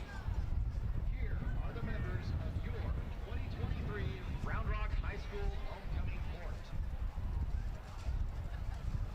First, we have June Kim and Andrew Chang. June Kim is our National Honor Society historian, student body communications officer, and Keep Texas Beautiful ambassador. She plays in the varsity orchestra and is the president of the Korean Club. Additionally, she actively participates in MUN and DECA while maintaining a 4.0 GPA. In addition, she has earned a academic award. She's joined today by her parents, Jamie and Dane Kim, and younger brother, Jaden.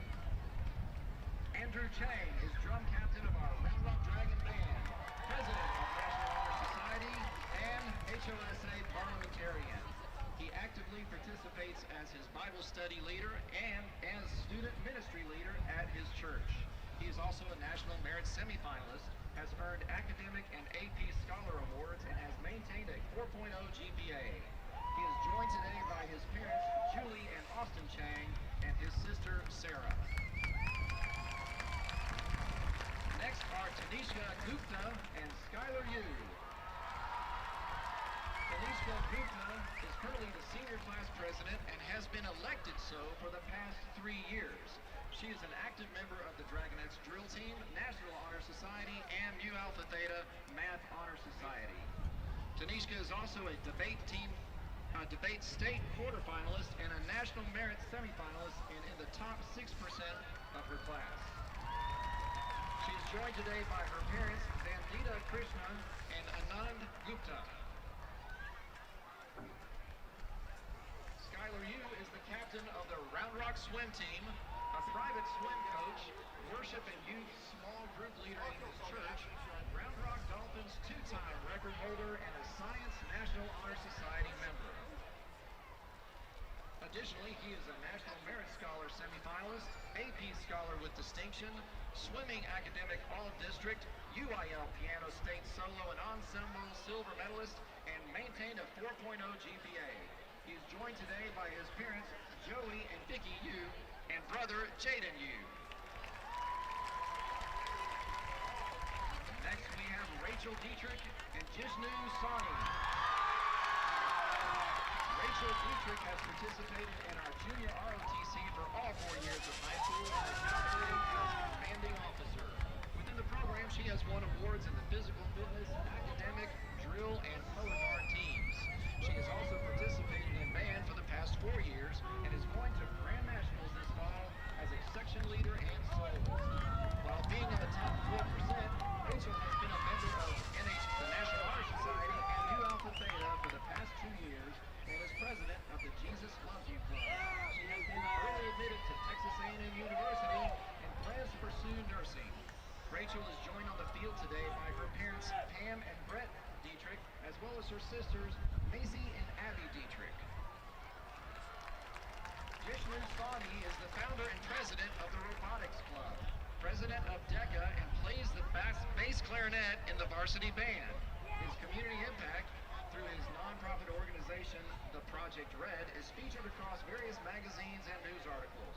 Jishnu has achieved a 4.0 GPA all throughout high school, placed 3rd chair in region band, and is a top 10 international DECA finalist. Jishnu is joined by his parents, Ramsani and Rekha Sudha, as well as his sister, Kriti Sani.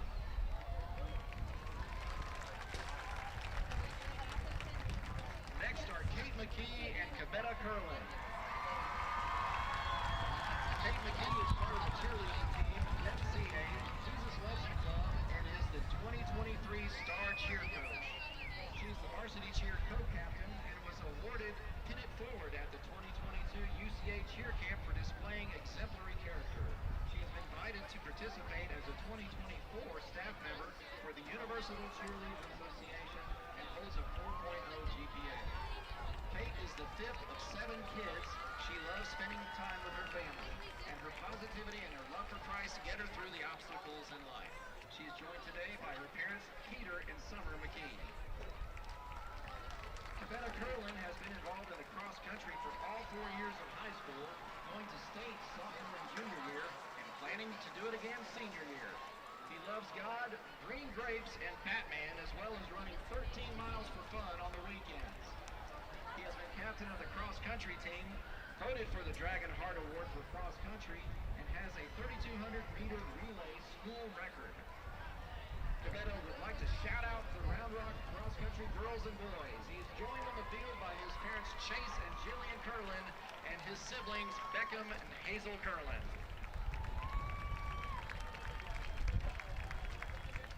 Next we have Morgan Spooner and Luca Di Araujo. Morgan Spooner is involved in water polo, swim, and the Round Rock Sweethearts. She is captain of the women's swim team and water polo team, all-district nominated most valuable player, and all-district most offensive player. She has also been nominated for All-American for swim, academic All-American for USA water polo, Round Rock High School water polo, and Round Rock High School swim. She is also a state finalist for swim, as well as a district winner for water polo. Morgan is joined today by her parents Claudia and Robert Spooner.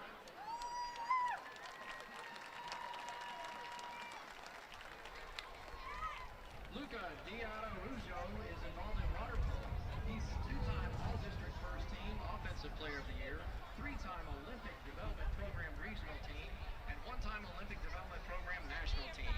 He has been a member of the high school water polo team for 4 years and is captain for 2. Luca is joined by his parents Kim and Daniel Di Araujo. Next are Mia Wallace and Kenyar Allison. Mia Wallace is a varsity track and field captain, co-president of Black Student Union, vice president of Zoe Orafilos, and a National Honor Society member. She has an academic award and a 4.0 GPA and was the district champion in track and field for the 100-meter dash. Mia is joined on the field today by her parents, Michael and Angela Wallace. Angela and Kenyar Allison is part of the Black Student Union, DECA, Theater. He has received a Certificate of Achievement for National Youth Leadership Forum of Engineering. Kenyar is joined today by his mother, Dee Allison. Morgan Houston and Hudson Ellis are next. Morgan Houston is part of the volleyball team and Dragon Nation. She is a first-team All-District varsity volleyball player and an academic All-District. Morgan is joined by her parents, Rod and Laura Houston. Hudson Ellis is part of baseball, Dragon Nation, Young Men's Service League, National Honor Society, Nu Alpha Theta, Science National Honor Society, and Fellowship of Christian Athletes. He was the 2023 District Offensive MVP and first-team All-State for baseball. His class rank is in the top 3%, and he is continuing his baseball career next year at Dallas Baptist University. He's joined today by his parents, Chris and Nicole Ellis. We next have Clark Tucker and Chaitanya Dandekar. Rawk Tucker is the first chair flutist and head drum major of the Dragon Band, which she has been for the past 2 years. She's also a 2-year Science National Society officer, a DECA Internationals first place winner, HOSA Internationals qualifier, and an active member of PALS. Clark is also a National Merit Scholar semifinalist and maintains a 4.0 GPA. She is in the top 3% of her class. She's joined today by her parents, Mitu and Varo Tucker, and her brother, Tanay Tucker. Chaitanya Dandekar is the first chair of bass clarinet in the band and a 2-time All-State Band qualifier. He co-led the clarinet choir ensemble, which qualified to perform at the Midwest Clinic this December in Chicago. He's also an active HOSA and DECA member, qualifying for ICDC last year. He is joined today by his parents, Megana Dandekar and Shri Dandekar. Next are AJ Mayock and Hayden Nat. AJ Mayock is part of soccer, sweethearts, and Fellowship of Christian Athletes. She is a 3-time captain, 4-year varsity member, district newcomer of the year, district midfielder of the year, district MVP, 3-time all-academic, 3-time first-team all-district, and 2-time team MVP. AJ is continuing her academic and soccer career at the University of Illinois next fall. She's joined today by her parents, Rick and Courtney Mayock. Hayden Nat is part of football, PALS, a community volunteer, and an elementary school mentor. He is recognized as an academic all-district and an offensive leadership award recipient. He's joined today by his parents, Greg and Aaron Nat, as well as his sister, Haley Nat. Our final members of the court are Lauren Bradley and Jonathan Farrell. Lauren Bradley served as Dragonette's Colonel senior year and Dragonette's Major junior year. She is currently Vice President of Round Rock Sweethearts, a member of National Honor Society of Dance Arts, and in Nu Alpha Theta. Outside of school, Lauren is a member of the Movement Dance Company's senior team. Lauren was awarded as an AP Scholar and maintained a 4.0 GPA. Lauren would like to thank her family for all the love and support. She's joined today by her parents, Heather and Parker Bradley. Jonathan Farrell is a member of the Round Rock High School varsity track and field, earning multiple district champion titles, and was a UIL 6A state qualifier in the 4x400 relay. He is a 2-time AAU National Junior Olympics qualifier for the 4x400 and the 4x800 relay. The National Honor Society treasurer, an active PALS member, and participated in Round Rock's HAYA-nominated cast of Anastasia. He has earned the academic award and represented Round Rock High School in the Leukemia and Lymphoma Society's 2021 Student Visionaries of the Year program, raising over $53,000. He would like to shout out his friends and family for always supporting him. He's joined today by his parents, John and Jennifer Farrell. Ladies and gentlemen, we present to you the 2023 Homecoming Court.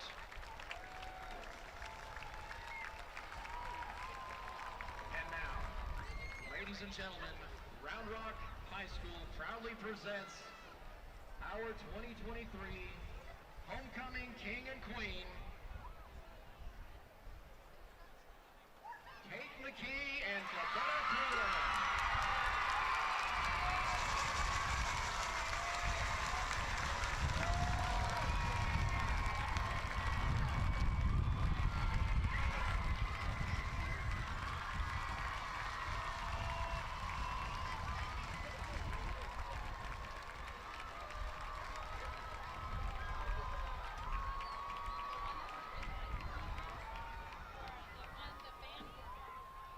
And there you have it, folks. Round Rock's homecoming court, the homecoming king and queen.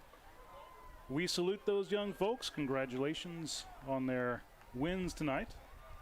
And I'm sure they'll have a great time this weekend for being part of the homecoming court.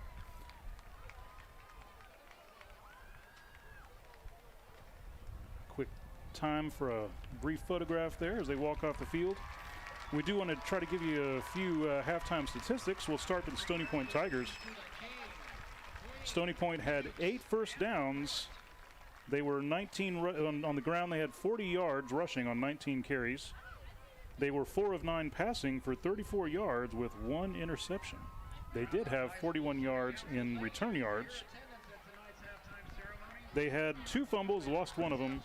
They were 5 of 8 on third down conversions and 1 of 2 on fourth down. They had no sacks, no punts, 3 penalties for 13 yards. Their average starting field position was their own 29. They kept the ball for 13 minutes and 55 seconds. We noticed that in the game. They had a couple of really long drives. Just didn't quite capitalize on the points there. For Round Rock, they had 11 first downs. They had 19 rushes for 182 yards. And they were 4 of 7 passing for 72 yards. They had 10 yards in returns, 1 fumble, none lost. 0 of 3 on third down conversions, but 2 of 3 on fourth down conversions. No sacks, no punts, 6 penalties for 55 yards. Their average starting position was their own 39, and the time of possession was 10 minutes and 5 seconds. So Stony Point winning the time of possession battle. Even though it isn't reflected on the scoreboard with points, the one thing to keep in mind is football at times can be a game of attrition. And that Round Rock defense has been out there a lot. So we'll see if that becomes a factor in the second half as people's endurance runs out. And Stony Point might be able to claw back a little bit of momentum here, especially with a nice long scoring drive coming out of the gate from halftime. Yeah, they will get the ball here to start the second half. As we wait for the teams to get lined up on the field, we will give you a couple of shout-outs. We do have a shout-out from, let's see here. This is a shout-out to Trey Hurley of the Round Rock Band from Papa and Grandma Carolyn out at Lake Conroe. We do have a shout-out for Mark Haramuru from Mississippi. His sister Ryan is calling out there, so hi to Ryan's sister.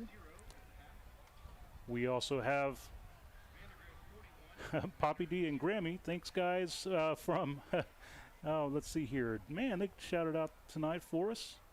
Those are the folks from Canada. No.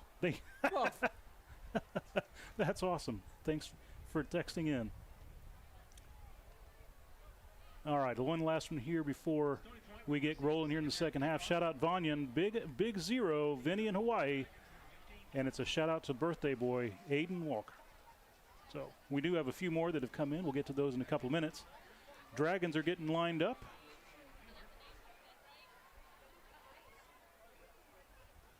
Kai Haruki is going to handle the kickoff this time around for the Dragons.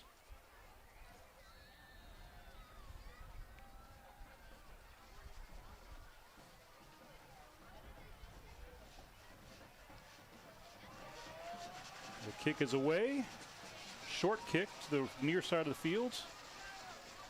Fielded by number 12, Gomez. Mostly a lateral return. Looks like he might have gained a yard as he moved to the center of the field. Yeah, ran about 10 to get about 1. Yep. As sometimes happens on kick returns. They're marking the ball at the 30-yard line. Stony Point will get going. 1st and 10 from their own 30. Not the best field position they've had all night, but certainly not bad field position. Faring better than a touchback.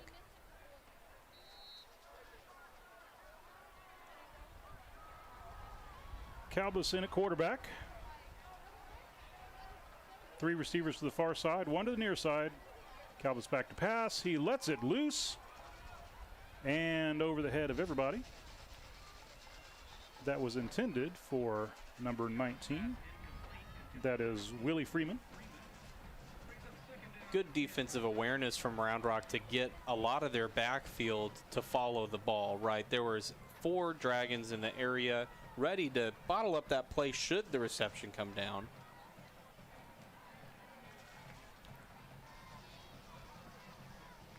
Tigers back to the line. 4 receivers again. Calbus calls for the ball, but this time it's a handoff up the middle. Oh, he keeps it. And he gains about 8 yards around the right end. Great run by Calbus.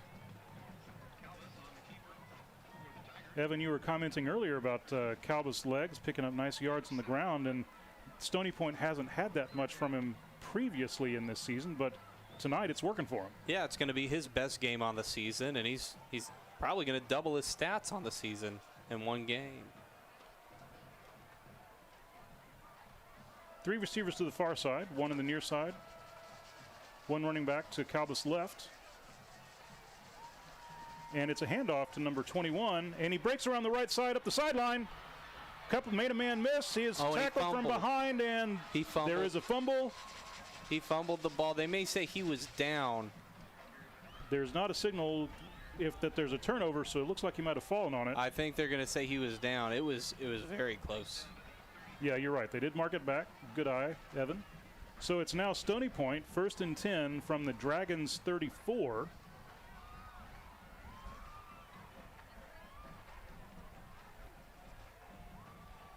Calbus on the keeper around the left side. There are multiple Dragons there. He's tripped up as he approaches the 30-yard line. A gain of 3, excuse me. 2nd and 7 from the Dragons' 31. Looks like that was Cole Dodds there, kind of forcing him to the ground. Not quite a tackle as much as scared him into sitting. But a gain nonetheless for the Tigers.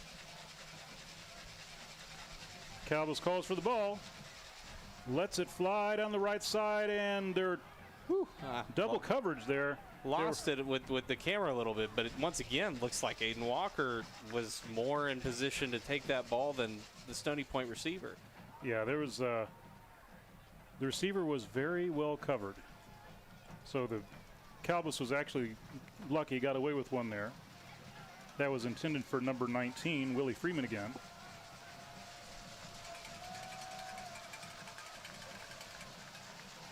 Calbus back to pass, and he chooses to run with it up the middle. There's no defenders there. Gain of 15 yards. Ran into a brick wall there. He's down. Yeah. He's moving around. He's just a little.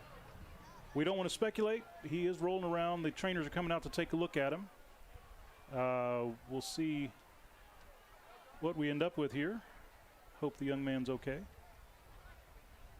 He did take a big hit as he was tackled there around the 15-yard line. Yeah, there was a good collection of Dragons there, including Hank Apple and Cole Dodds, that just kind of stopped him in his tracks. And anytime, Newton's laws are put into effect like that, it tends to make your body go, maybe not. Yeah. I still feel some of those tackles from many, many years ago.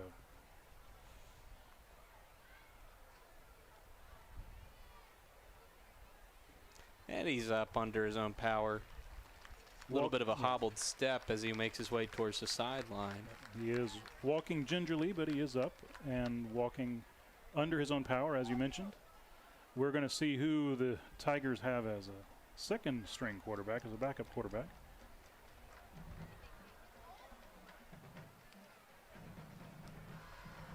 Looks like we're going to get Aiden Green for the Tigers. I believe you're correct, sir. Number 6, Aiden Green. Good eye.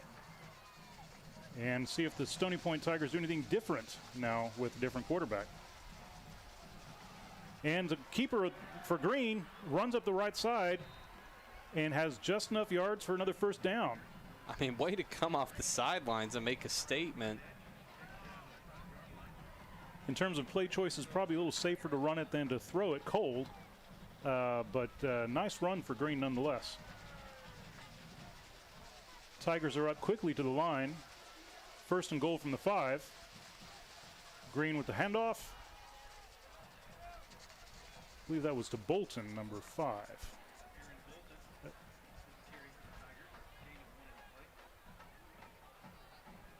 Excuse me. Yes, it was Bolton, number 21. I called up the wrong number, but it was Bolton for a short gain, a little bit less than a yard. Asher Chang bottling that one up nicely for the Dragons defense. Correction, Ian Camp. Credit the right guy here. One receiver to the left for Tigers, 3 to the right. They send one in motion back to the left. Green running for his life. My goodness. That is number 16 for the Dragons, excuse me. That is Dylan Best, the junior linebacker, with a great tackle bringing down Green behind the line of scrimmage. It's now 3rd and goal from the 11 for the Tigers, needing to make something happen. Loss of 7 on the play.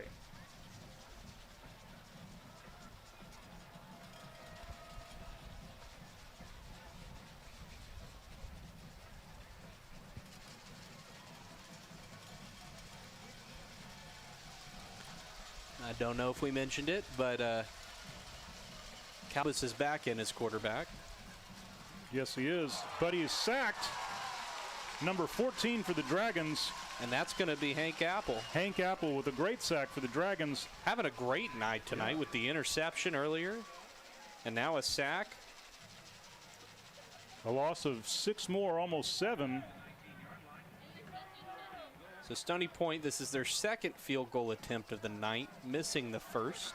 4th and goal from the 19, which makes it a 36-yard field goal. High snap. Snap is up. And it's blocked. And the Dragons field it in the air. There's no one that's going to catch him. That is number 14. That's Hank Apple. My goodness, I don't think I've seen that before. It's a clean block. Apple picked it out of the air in stride, and there was no one that was going to catch him. He even had a blocker as a wingman. Wow, what a terrible break of luck for Stony Point there. Oh my, you really have to feel for him. An interception for Hank Apple, a sack for Hank Apple, and now a punt block return for a touchdown. Not a punt block, kick block, but nonetheless, a great night for that young man. Outstanding for the Dragons. Dragons on for the extra point. Haruki's back to kick. The kick is up, and it is good. Your Dragons lead 28-0 with 7:20 to go in the 3rd quarter. Stony Point brought great pressure on that kick attempt, and they've gotten close on a couple of those extra points, getting a hand on it. This will be a test for Stony Point to see what they're made of, right? You're down 28. That's a tough score to be down by, but there's still a lot of time left in this game. And you're right. There's a lot of time left, and they've demonstrated they can move the ball against the Dragons' defense. And they can move the ball efficiently. They've had a couple of drives here with, if it weren't for the penalties and some of the self-inflicted wounds there, they could make their way down the field pretty quick. So, an efficient drive here from Stony Point, ending in a score. Just a couple of sacks by the Dragons' defense, pushing the Tigers back into a little bit, I'll call it a less comfortable field goal attempt, and they weren't able to convert it. So that's 2 possessions now. They've missed field goals, 1 block, 1 just missed, and a couple of interceptions. That's all the difference here. They really have been able to move the ball, just kind of shooting themselves in the foot.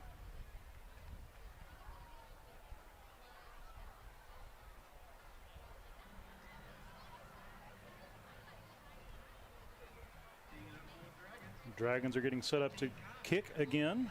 Kai Haruki in to kick.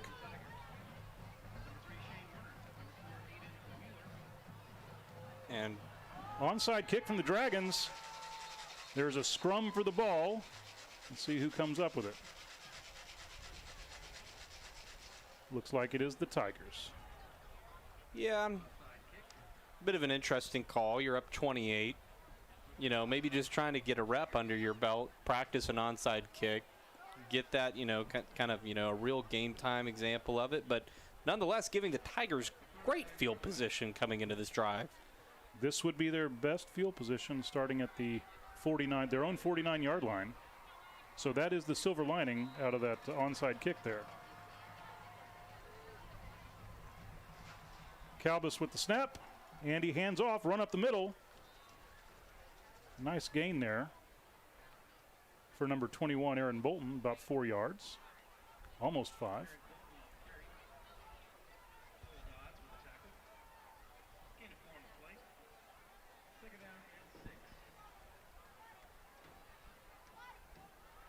Tigers come back to the line. 3 receivers to the far side. Handoff. Actually a keeper by Calvis. Picking up 2 yards. I guess he is feeling all right, able to handle the ball on a quarterback draw there. Feeling comfortable with that. 3rd and 4 for the Stony Point Tigers. Ball is at the Dragons' 45.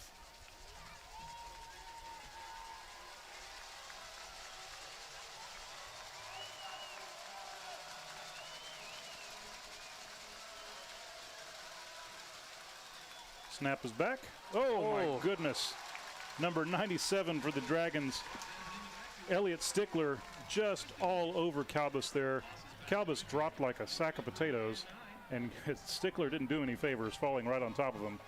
Well, you know, it looked like he had a gap there, and he really put his body into it, committed to the play, and then just a tree trunk of an arm comes out, almost a clothesline tackle, brings him to the ground. Yeah, it was quite the effect on Calvis. Stony Point does have a punter. That's actually a pretty decent kick here. Moore fields it. Oh, bobbles it on the top. Oh, and it's on the ground. Stony Point in a position to field it, to recover. There's a scrum for the ball. Reaction on the sideline looks like maybe the Dragons got it. We'll see what happens here.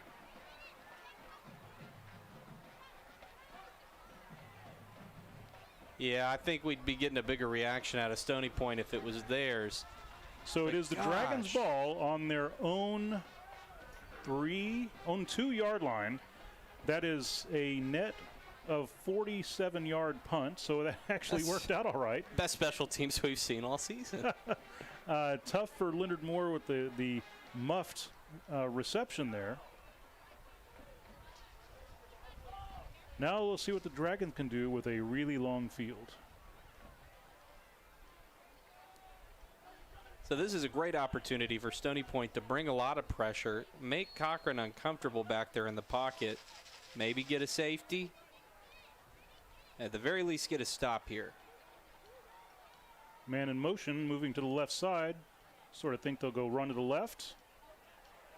Shows you what I know. He runs right at the middle. Right where the man in motion left, he went to that empty spot. It's a bit of a low snap and a little bit scary there. The first contact between the Tigers and the Dragons was in the end zone, but they weren't able to bottle him up. He got forward for about a gain of 4 yards and kind of out of the scary zone for the Dragons. 2nd and 6 from their own 11. The Dragons have the ball. 4 minutes and 50 seconds left in the third quarter. Hurley in motion. The ball hits the ball turf on the ground. Cochran picks it up and he's moving forward. The entire Dragon offense is pushing the pile around the left side. It looks like a 0 gain on the play. That's a minor miracle. Yeah. Because the ball hit the turf close to the goal line. Cochran able to pick it up. At one point, it looked like it was in the end zone, ready to be picked up by Stony Point. 2 low snaps in a row, something I'm sure they're going to want to talk about and get under control here as we get late into the game. There were several low snaps in the first half as well. They just didn't cause as many problems. Cochran calls for the ball. Runs around to the right side. Going to pass. Oh, and he gets the ball away. And that caught by Mark Haramuru at the 25-yard line. He gets forward to the 27. First down for the Dragons. 2 times that Stony Point made contact with the ball carrier in the end zone with an opportunity for a safety, but just not quite able to wrap them up. Round Rock Dragons staying on their feet and keeping the play alive. It was a missed opportunity for the Tigers. Now Cochran is a very strong runner. He is one of the strongest guys on the team. He's a hard guy to bring down. Very hard to bring down, and he kept his feet and was able to deliver the ball to Haramuru for the nice gain. Dragons, 1st and 10 from their own 26. 3:24 to go in the third quarter. Bit of a scary pass. I didn't know who it was intended for and thought it was just trying to get it out of bounds, but then all of a sudden Round Rock comes down with it, calling their first time out of the half here. Coaching staff choosing to reflect a little bit on what they want to do here on first down. While they're taking that timeout, I do have a replay of that blocked kick if we want to check that out. That's a great idea. Let's do it.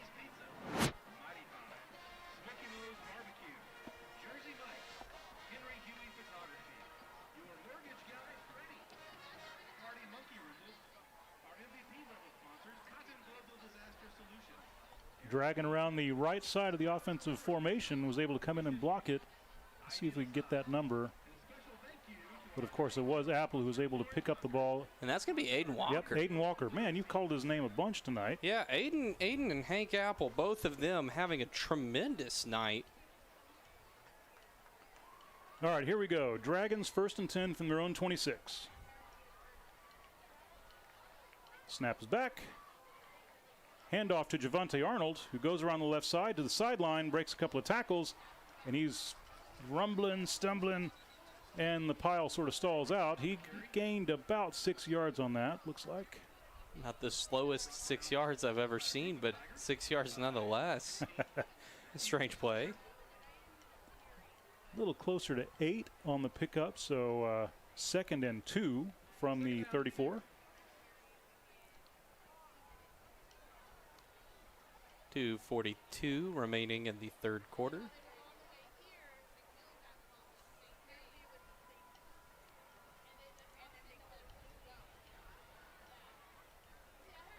Quick handoff there to Javante Arnold, number 0. He burst forward for just enough yards for first down.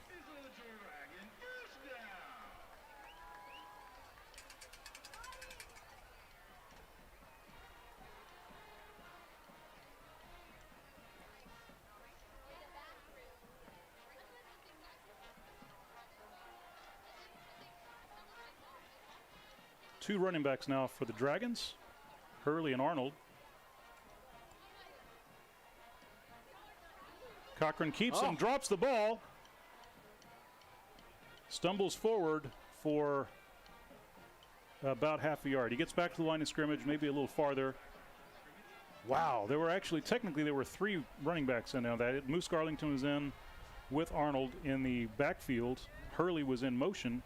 I want to say it was Lucas Garcia for the Tigers that kind of brought that pressure, scared that ball out of Mason Cochran's hands. Dragons with the same personnel in the field here. See if we see the same play.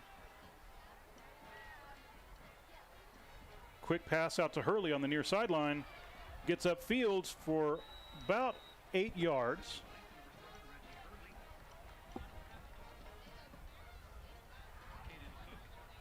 So yeah, Caden Cook involved on pushing the runner out of, or the receiver out of bounds there. I love Caden Cook's cleats. He's got these yellow cleats, and they just, with the Stony Point colors and the yellow on their shoulder pads, and it's just a good look. I like a good pair of cleats. Well, and that same yellow and blue will serve him well for the Cal Bears. You're exactly right. All right, Dragons back to offense with 2 receivers on the far side. Haramuru in motion. Handoff up the middle. It's a Cochran kept it. Tried to get the ball to Haramuru in the backfield. There was Greenfield out there. If he was able to haul in the ball, he had room to move. It is now 4th and 3 for the Dragons at their own 43. 1:10 to go in the third quarter. They are bringing out the punt unit. Of course, the Cal Bears, correct me if I'm wrong, but with realignment now in ACC school? I believe you're right. Yeah, that ACC with Stanford. And, wow. Wrong coast, guys. And it's a fake punt by the Dragons. Wow, number 6 up the sideline like a pinball. He's knocked around by the defense. Gibson Granger. I didn't know Granger had that in him. No. Gibson Granger is the normal place kicker for kickoffs. We've seen Haruki handle the last couple of kickoffs. He's in on this as a punter, and he takes the fake up the right sideline for the first down for the Dragons. With a little bit of swagger, too. Kind of a little loose with the ball there, but never lost a hold on it. And yeah, a clean first down. Dragons get a fresh set of downs here. Another series to go.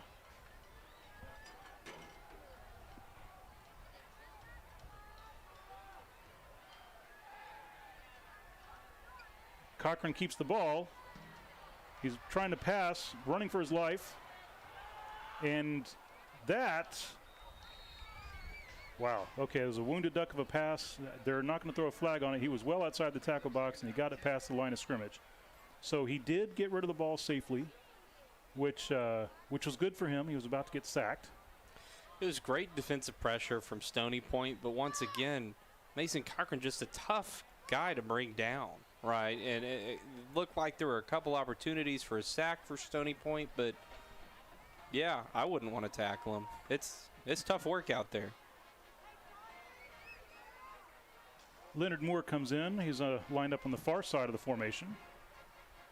Cochran keeps the ball, runs up the middle, straight into the teeth of the Stony Point defense. Gain of maybe a yard. And it looks like he's feeling that one. A little slow to get up.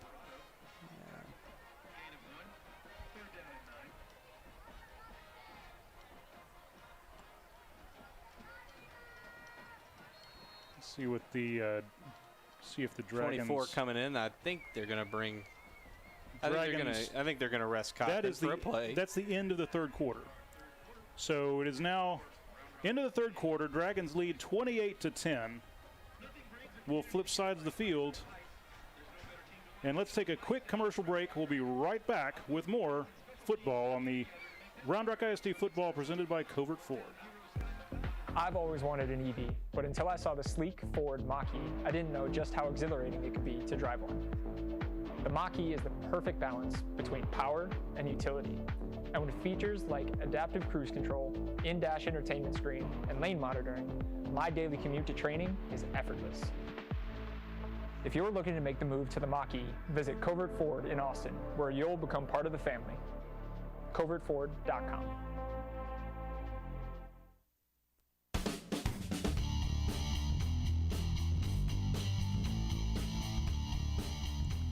We're back to Dragon Stadium for the battle between the Dragons and the Tigers. Just before we went to break, we had the end of the third quarter.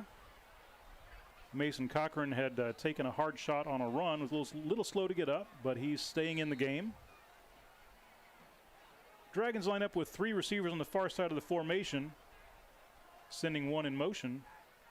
Cochran hands off the ball to, looks like Arnold, who moves forward for a nice gain of about 5 yards. But that will bring up fourth down. Fourth down.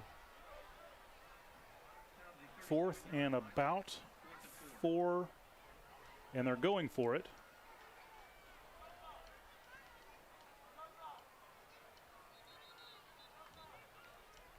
False start on the offense. Well, that sort of takes the suspense out of it, whether they're going to try to draw someone off sides there or they drew themselves into actually a false go start. for it. Yeah. Didn't work in their favor, so now they'll move back 5. It'll make it 4th and 9 from their own, from the Stony Point 43. 42 is where they mark it.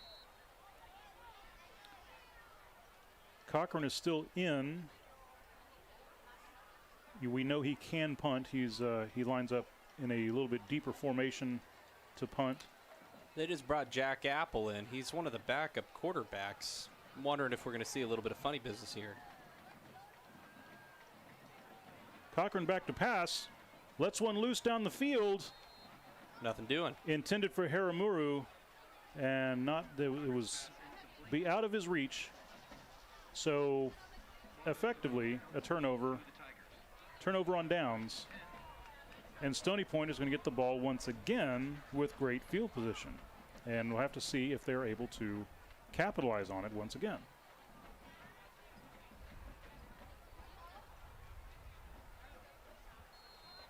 Let's see. Calbus is back in at quarterback. Officials taking an extra moment to get set. And the clock is in motion. 11:02 to go in the fourth quarter.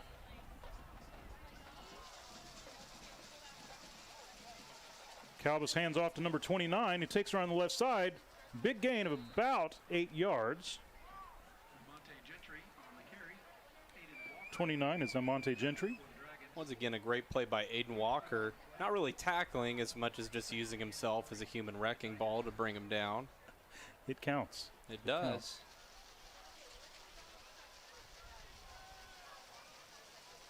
Tigers back. Handoff again to Gentry. Nice gain up the middle for about 10 yards. Going to be more than enough for a first down. Takes it down to about the Dragons' 39. Yeah, Aiden Walker again on that tackle, assisted by number 33. That's Dylan Uribe. And it looks like we got a Tiger a little slow to get up here. Yeah, that's Gentry. He's a little slow to get up. He's I don't know, he's got that rolling around on the ground thing like he fell on the ball, maybe trying to catch his breath. We have no way of guessing, so we won't guess beyond that. See if he hops back up here. So the Dragons defense have been sort of doing a bend don't break kind of thing tonight. They've given up quite a few yards to Stony Point and a whole lot of clock time. That, you know, as we saw in the first half, the Tigers dominated the time of possession almost 14 minutes to 10 minutes.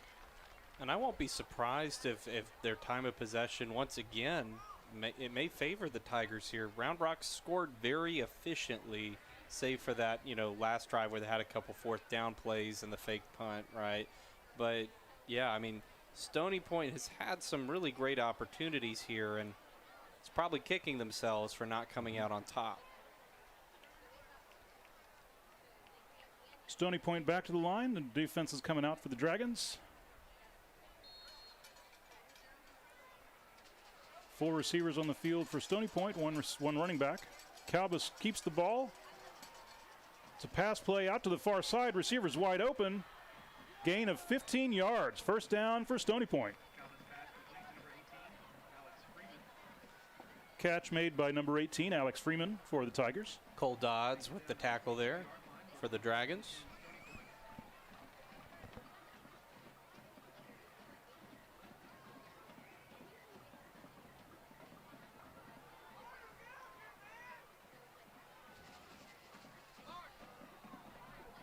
Handoff again, up the middle.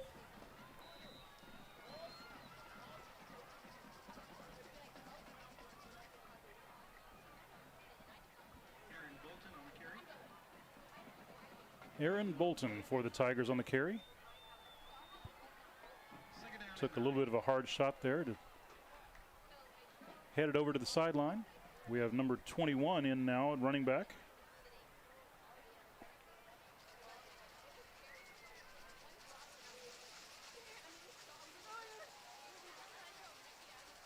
Calbus back to pass, delivers it down the left side, and another nice catch for the Stony Point Tigers. It's a gain of almost 10. They might mark it at 9. Yeah, it looks like they won't quite give them the first down. It's going to be third down and 1. Dragons are giving the Tigers a lot of space right now, and Freeman's capitalizing. He's had several of those catches on the far sideline just at the first down marker. And they love that left side of the field. It's working for them. I'm surprised they're not doing it more, but then once again, that Aiden Walker interception, that's right where it was. So who knows? Handoff to Bolton up the right side. He has enough for a first down. Stony Point first down at the Dragons 11. Excuse me, it was a Hank Apple interception, right? Yeah. But Aiden Walker on that tackle. Stony Point lines up with 2 receivers to the left and 2 to the right. Bolton in the backfield with Calbus. Calvis keeps the ball up the left side, breaks a couple of tackles, gain of about 5 yards. Great defensive pressure from Justin Lee, but he kind of overshot his mark a little bit. Came out a little hot and ran right past the offense. Had to come back to him.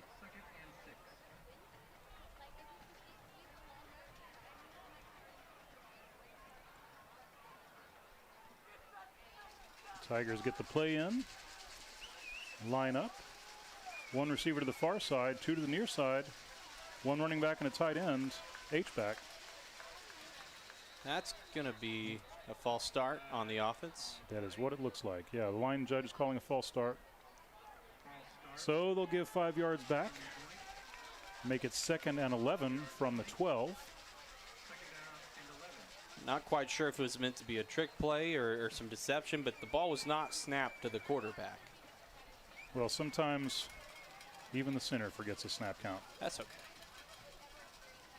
Calvis back to pass, a defender in his face, but he delivers it to number 18, Alex Freeman again. Brought down with some gusto there. So no gain there for the Tigers. It's going to be 3rd and 11.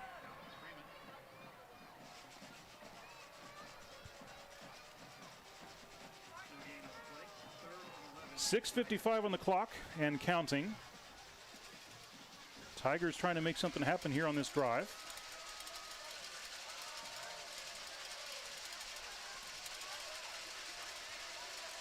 Calvis back to pass. He elects to keep it, runs around the left side. There was defensive pressure, but he keeps it up to the sideline, and he's very close to a first down. We'll have to see where the officials mark it. It looks like he has enough. I would give it to him based on what I saw, unless he went out of bounds early. They may be calling a penalty here. No? They're saying he ran out of bounds. Stepped out of bounds. They're saying he stepped out of bounds. Around the 8-yard line, possibly the 7. So it's now 4th and 6 from the 7-yard line.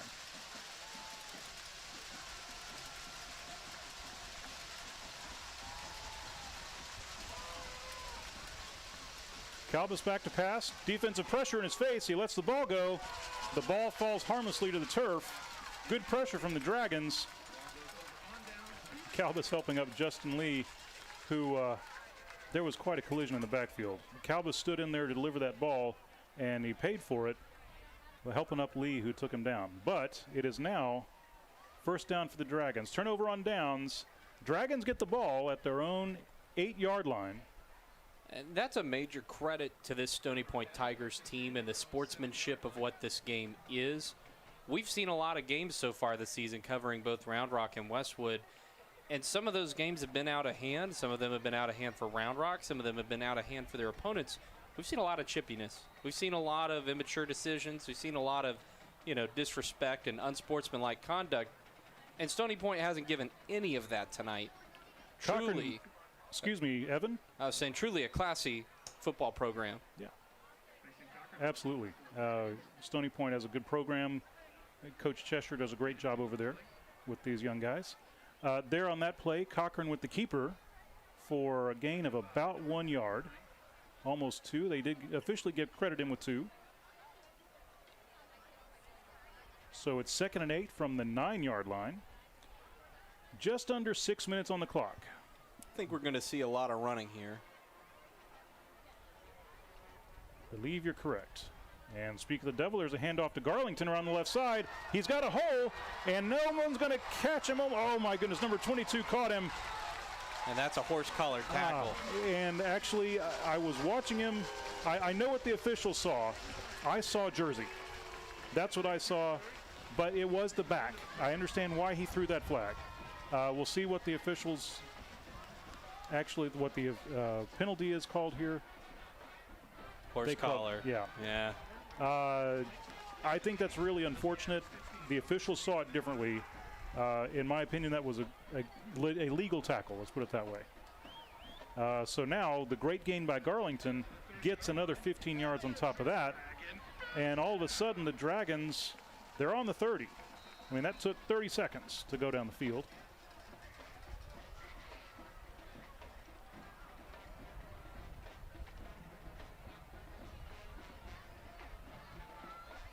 Dragons lining up, 3 receivers, 2 to the left, 1 to the right. Handoff to, looks like Garlington.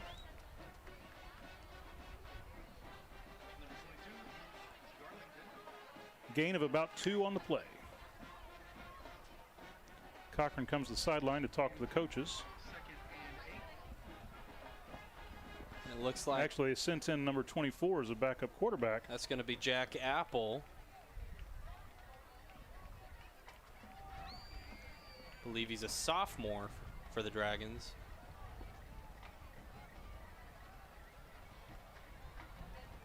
Apple keeper on the ball. He gets tripped up behind the line of scrimmage. He does manage to get just back to the line of scrimmage.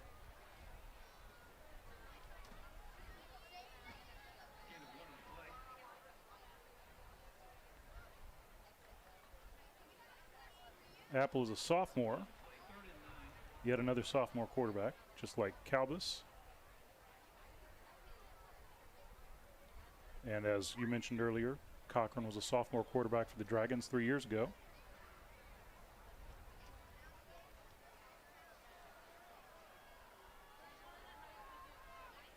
Hiramura on the far side. 23 in motion. Apple with the snap. Handoff to Javante Arnold, who keeps his feet, breaking tackles. Straight out of Madden.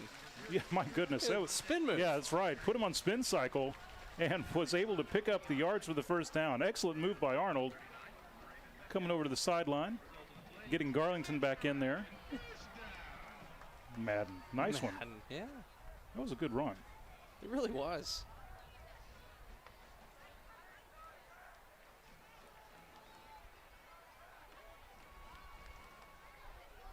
Apple in the shotgun, receiver in motion. It's a handoff to number 22. Garlington. You hear the crowd chanting Moose. Moose. 3 minutes and 10 seconds remaining on the clock. Once again, Round Rock favoring the run, keeping the ball, or keeping the clock moving.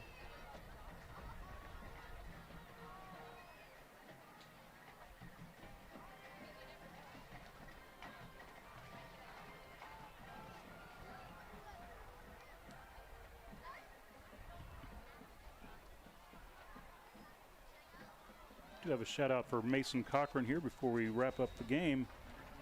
Great first half. This has been in the queue a little while. I didn't get to it earlier. Mason, great first half. Dragons go Mason Cochran from Michelle and Brian in Utah. So thanks, folks, for giving a shout out to Mason Cochran. We haven't had that many for the Tigers tonight. We've had a couple. 2 minutes and 14 seconds left.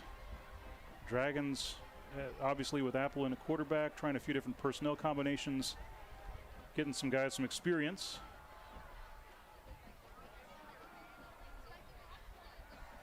Apple has a snap, handoff to Garlington, who rumbles forward for about 2 yards. It is enough for a first down. Yeah.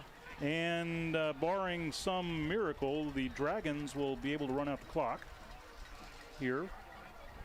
I can't imagine. They're bringing in a jumbo package here. Looks like they're bringing in. I think this is a safe package. You're right. Yeah. It's Bo Mitchell coming in from the sideline and creating a safe backfield for a victory formation.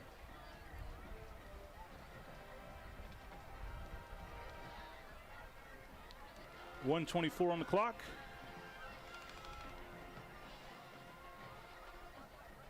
Apple with the ball, handoff for no gain. Handoff was to Garlington.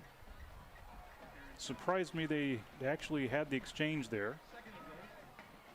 Heavy package comes off the field for the last couple of snaps. I would expect to see the Dragons go in victory formation here.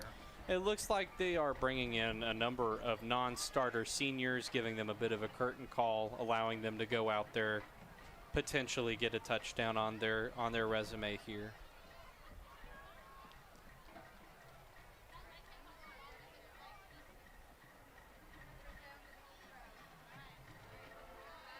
Apple calls for the ball. Handoff up the right side. I believe that was to number 88. We'll have to check the number here.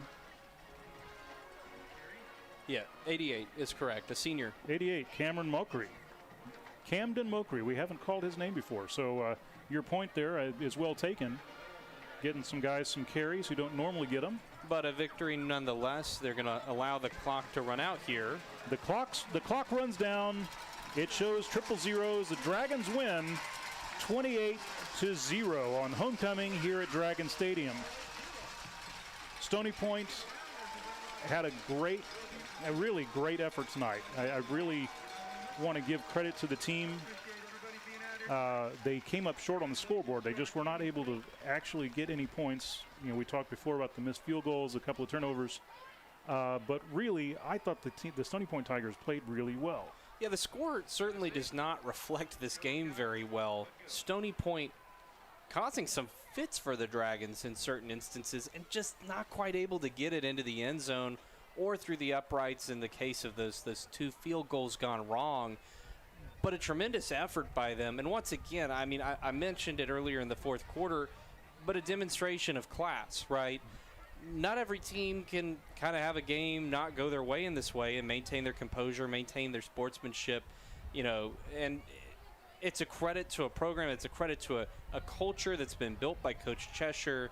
It's clear that these players value the game, respect their opponents, and sadly, that's not a given anymore. So credit to Stony Point on a game well played. Absolutely. A credit to the team. And now both teams look forward to next week. Of course, the Dragons here are going to enjoy the homecoming win and have a little fun this weekend. Next week, the Dragons are going to be away against the Manor Mustangs. I don't have the Tigers schedule in front of me, but see if they can come in next week and go for their first district win of the season. Yeah, I believe the Manor game being the last true road game for the Dragons of the season, with the remainder of their schedule taking place either here in Dragon Stadium or over at Kelly Reeves Athletic Complex, the Palace on Palmer. That's true. After the Manor game, the Dragons will have 2 here and 2 at the Palace. Correct. And it looks like Stony Point will be taking on Cedar Ridge next week.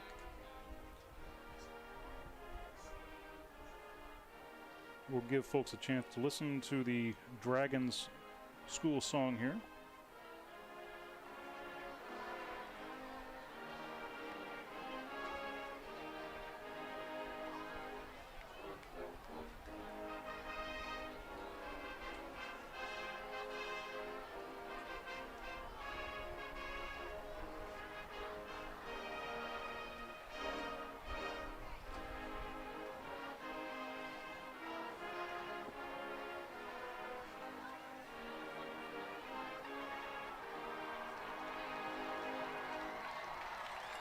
And there you have the Dragons school song. We did get one late shout out here. The shout out to Coach Parker, the wide receiver coach for the Round Rock Dragons, from his friend Eddie out in Lakeway. So thanks for texting in, Eddie. We appreciate that. And congratulations to the Dragons on the homecoming win. We'll take one last look at some scores around the district. Obviously, we have the Dragons winning here tonight against Stony Point. We have the Cedar Ridge Raiders are trailing Westwood 41-0 late in the fourth quarter there. We have the A&M Consolidated Tigers are leading the Cedar Park Timberwolves. That's 21-16 with 5 minutes to go. Vandegrift, the score I have says at the beginning of the fourth quarter, it is 51-0 in that game against Manor. Westlake taking care of business. It's 41-0 over Del Valley, with 9:38 to go in the third quarter. And we have I think this is probably a little late halftime score showing Weiss Wolves up 14, this score is showing Weiss trailing 14-18, 18-14 Temple at halftime. So there we have it. Evan, any parting thoughts here on the homecoming game for the Dragons? No, I mean, Round Rock's had a tough start to this season, but it looks like they've got the ship trending in the right direction, right? They've managed to win their first 2 district games, and the season's in front of them. You know, the non-district games really don't have any bearing on the potential of your season, you know, less so than any level of football, unless you can include like NFL preseason, and who does, right? So Round Rock's really got to be proud of kind of shifting the momentum, changing the trajectory of what they're doing. On the flip side of the coin, Stony Point, you know, suffering some tough losses here, but tough losses in which they have a lot to build on, right? There's plenty of lessons to take away from this game, learning opportunities, things they can take, you know, as they go down the schedule. And I have no doubt in my mind the Stony Point Tigers team is going to go on to win a number of district games if they can kind of clean up some of the penalties and deliver on offense. And this district is a little bit wide open because several of the favorites have taken some losses. So the once you get past Vandegrift, who looks like world beaters, they're probably going to be the number 1 overall seed in the district. It's even looking at it this far out. That's sort of the way it looks like. Well, and if you look at history, right, you would say that Stony Point has now played their 2 toughest district opponents. Round Rock may not be at their peak performance level that we're used to from them, but there's no doubting that they're one of the stronger programs in the district. Stony Point kind of a tough draw right out of the gate, but still a lot in front of them, a lot of potential for this team. They should, none of them are hanging their heads. They're keeping themselves up and in good spirits, and I think they have a lot in front of them. Yeah. So there you have it from Round Rock Dragon Stadium. Your Dragons win 28-0 over the Stony Point Tigers. Happy homecoming to the Dragons. And we'll catch you next time on the iHSFAN Webcast Network. You've been listening to Round Rock ISD Football presented by Covert Ford. If you're looking for a special medical spa to bring out the beauty that's in you, come visit us at Ginger Allure Med Spa. At Ginger Allure, we treat our staff and patients like family. We're here to embrace, enhance, and showcase your natural beauty with a full range of services such as injectables, laser treatments, permanent makeup, microblading, and more. We provide free consultations for all of our services to answer any of your questions. Visit us online at gingerallure.com or give us a call at 512-709-0161. Ginger Allure Med Spa, the classic approach to a new you. Are you looking for a little something extra to get your business noticed? At Ideal Signs, they specialize in custom signage and large format digital printing in a variety of media. Their in-house design department can work with you to create custom artwork to your specifications. They'll work with you to conceptualize, design, and produce any custom projects or idea that you might have. Call 512-930-7446 or visit signsforsports.com. Ideal Signs, family owned and operated since 1969. The Lodge Poker Club is a members-only card club offering a wide range of daily and tournament gameplay. In Round Rock, just off exit 251 on I-35, the Lodge now boasts the largest card room in Texas with 82 tables, comfortable chairs, and 40 75-inch TVs. The Lodge provides fully trained dealers and on-site security with state-of-the-art camera system to ensure the comfort and safety of our members. Open 24 hours a day. More information at thelodgepokerclub.com or call us at 512-614-4045. Visit Maze Street Boutique in Round Rock for all your shopping needs. Whether you're looking for a special gift or that perfect outfit that everyone will love, we have you covered. Come visit us in-store or shop us online at mazestreet.com. We appreciate your business and thank you for shopping local.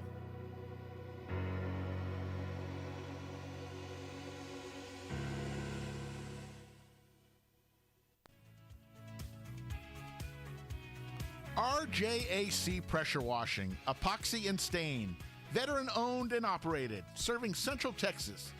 For the last 10 years, residential and commercial services available, here for all your decorative flooring needs. Call us at 512-593-8567. That's 512-593-8567. There's nothing quite like Central Texas high school football. Beautiful day to play some football, boys. Under the lights. Join IHS fans Rick Epstein and Jeff Power each week as they shine the spotlight on area high school football teams, players, and coaches. If you like Austin area high school football, this is your show. We invite you to join us for an hour of fun. Let's talk some football. Good luck to you guys this year, and appreciate all you do for high school sports and the coverage you bring these kids. Tuesday nights at 8. Under the lights. Only on Talk 1370. Central Texas high school football fans, how cool would it be to watch up to 5 different area high school football games for free, all through your phone, computer, or smart TV, all with the click of a button? Subscribe to the iHSFAN Webcast channel on YouTube. iHSFAN is the official broadcast provider for Round Rock ISD. We will see you under the lights on the iHSFAN Webcast Network. You are listening to the Horn Webcast Network, powered by iHSFAN. If you're interested in advertising on or privately supporting this webcast, please reach out to us on Twitter at iHSFAN. All audio rights of this webcast presentation belong to iHSFAN, and any intent to rebroadcast or retransmit must have express written consent from iHSFAN.